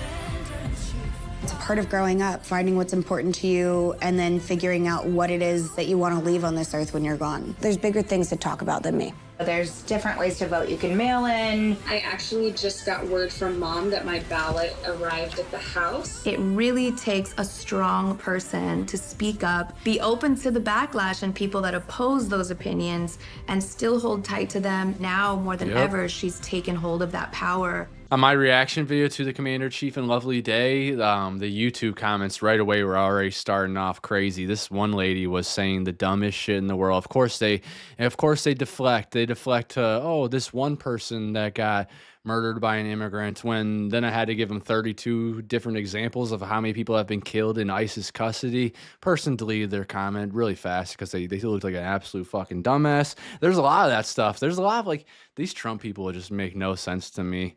He hates you guys. Trump hates you guys, and yet you think that you're on his side. Oh, buy my coins, buy my shoes, buy my cell phone. Oh, hey, I'm gonna go steal gas from Venezuela, put $500 million into a Qatar bank account, and then pretend like nothing's happening. Oh, I'm going to rug pull you with Melania coin and Trump coin. Oh, I'm gonna take away this and take away that. Oh, I'm gonna raise prices. Oh, I'm gonna put tariffs on. I'm gonna put tariffs on goods, which always get passed along to the consumer. Like, absolute stupid people. He says he loves stupid people, and it sucks.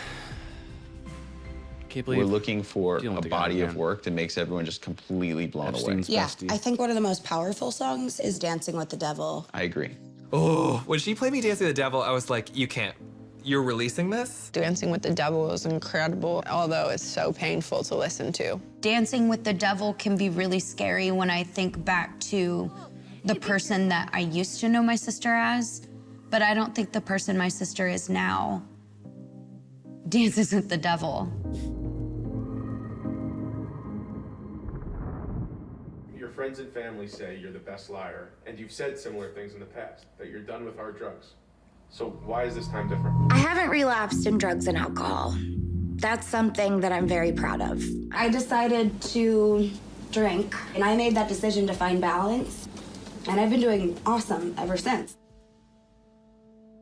The one slip up that I ever had with those drugs again, the scariest thing to me was picking up heroin and realizing, wow, this isn't strong enough anymore, because what I had done the night I overdosed was fentanyl. And that's a whole other beast. Realizing the high I wanted would kill me was what I needed to get me clean for good.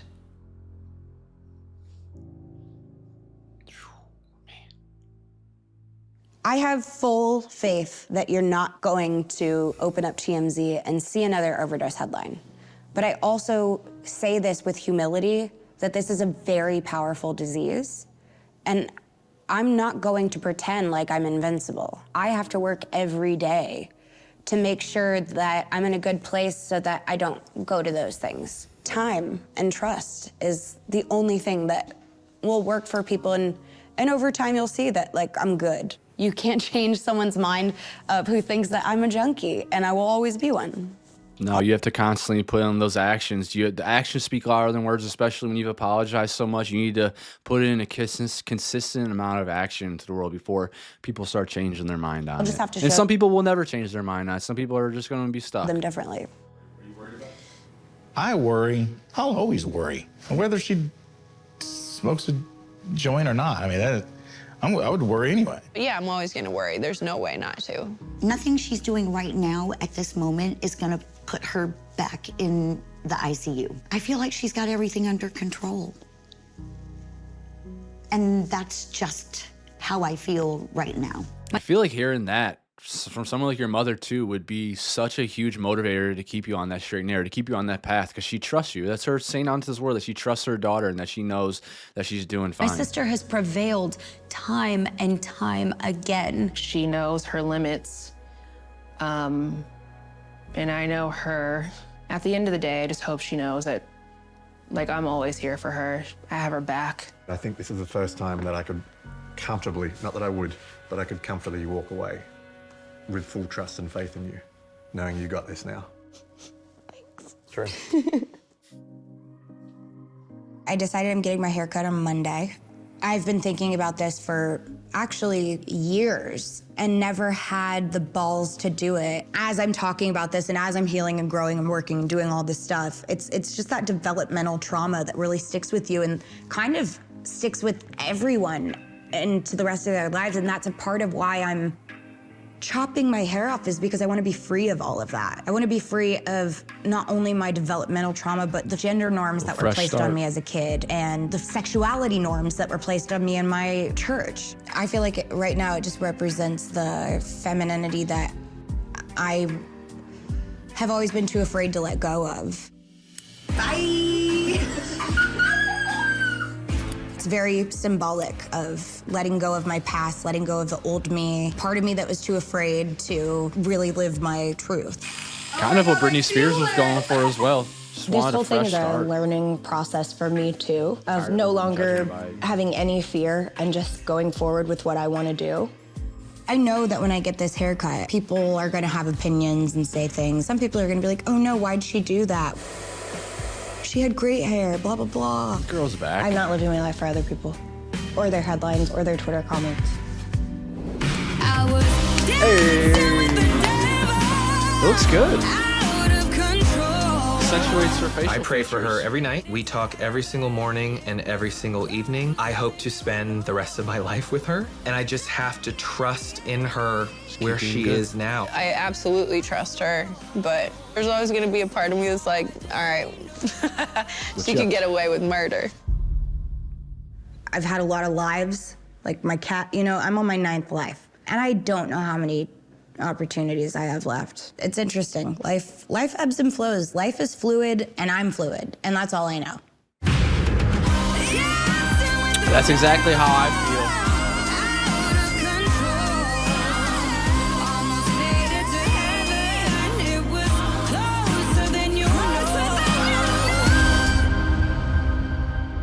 Demi Lovato dancing with the I think if anyone were to say, I've got this figured out, I know what I'm doing, you don't know what you're doing. Is that a message? Lights out. That shit happens to me all the time. Thank you. At least you got it on camera. Yes. Oh, she's so cute. All right, Demi Lovato dancing with the devil.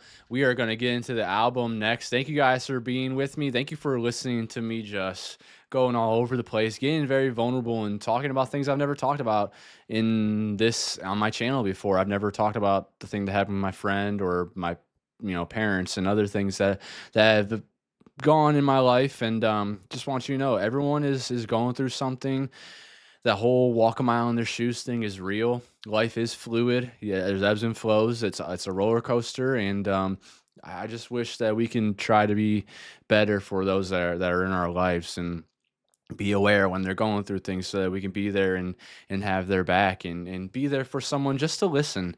If you're a friend, you're a brother, you're a sister, you're a mother, or whatever it may be, your relationship is to somebody. my best advice is just be there for them in the best way of just listening. Just listen. Sometimes people just need to get things off their chest, and that helps them get out of the ways of then going into addiction or turning into drugs or turning into really bad people or vices that negatively affect you. I'm really glad that Demi Lovato's doing well today. She had her new album come out this past year and some wonderful singles off of that, and we've gotten to see even some of the album after this and some songs and some performances after, and she's doing well. So I'm happy to see that, and glad she was able to get out of that dark time, but I know she's still battling. Addiction is something that you battle with for the rest of your life, and you need help along with it to manage it. So my heart goes out to Demi Lovato. We will be getting into the album next. Yes, album reaction, and then Dancing with the Devil music video reaction. Then we don't have much left after that. I have Tell Me You Love Me. I'm not sure if that's a documentary or an album. I think it's an album, right? I think she was talking about that. And then my deep dive ends. I actually had a moderator that was putting this together, and unfortunately I haven't really talked about this yet because there's a lot of backstory and context that goes into it, but they weren't representing my beliefs, my morality, my principles, right? They were talking a lot of shit about different artists behind my back and to other moderators, and just being extremely weird, and also just making me feel like crap like every single day about not getting certain things up in time, or just being a leech and being an opportunist. But I tried to be friends with them, and I tried to do all this the right way, and there's a lot of stuff that's going on in my life that they just didn't care about when I was telling them, and yeah, I just had to cut them loose, and I hope they're doing okay. I don't have any ill will towards them. I just think they need to mature a little bit, grow up. And guys, there's never an excuse to be acting a certain way, like with vitriol. When you say something, when you say like, oh, you're going through a hard time and you're just acting differently, I'm sorry, that is how you respond to adversity. And yeah, you need to get better, you need to work on that, but working on that through like something else, or through like my friendship and me, yeah, it's not right. You're using me, and it was pretty messed up. And yeah, I don't like the way you talk about people behind their backs, and I'm not going to be dealing with that. So yeah, I think I'm probably just going to do the albums going forward after the documents end, unless someone else wants to put the documents together. Again, I showed how grateful I was all the time, and yeah, happy that they were made, but that person just showed their true colors, and that happens sometimes. So we will be getting to the albums, at least, and the music videos and the stuff that I can find. But yeah, Demi Lovato, very, very, very awesome person. I've gained so much respect for them now, and through hearing the way they talk and how they go about life, the nuances and the things, the way they think. So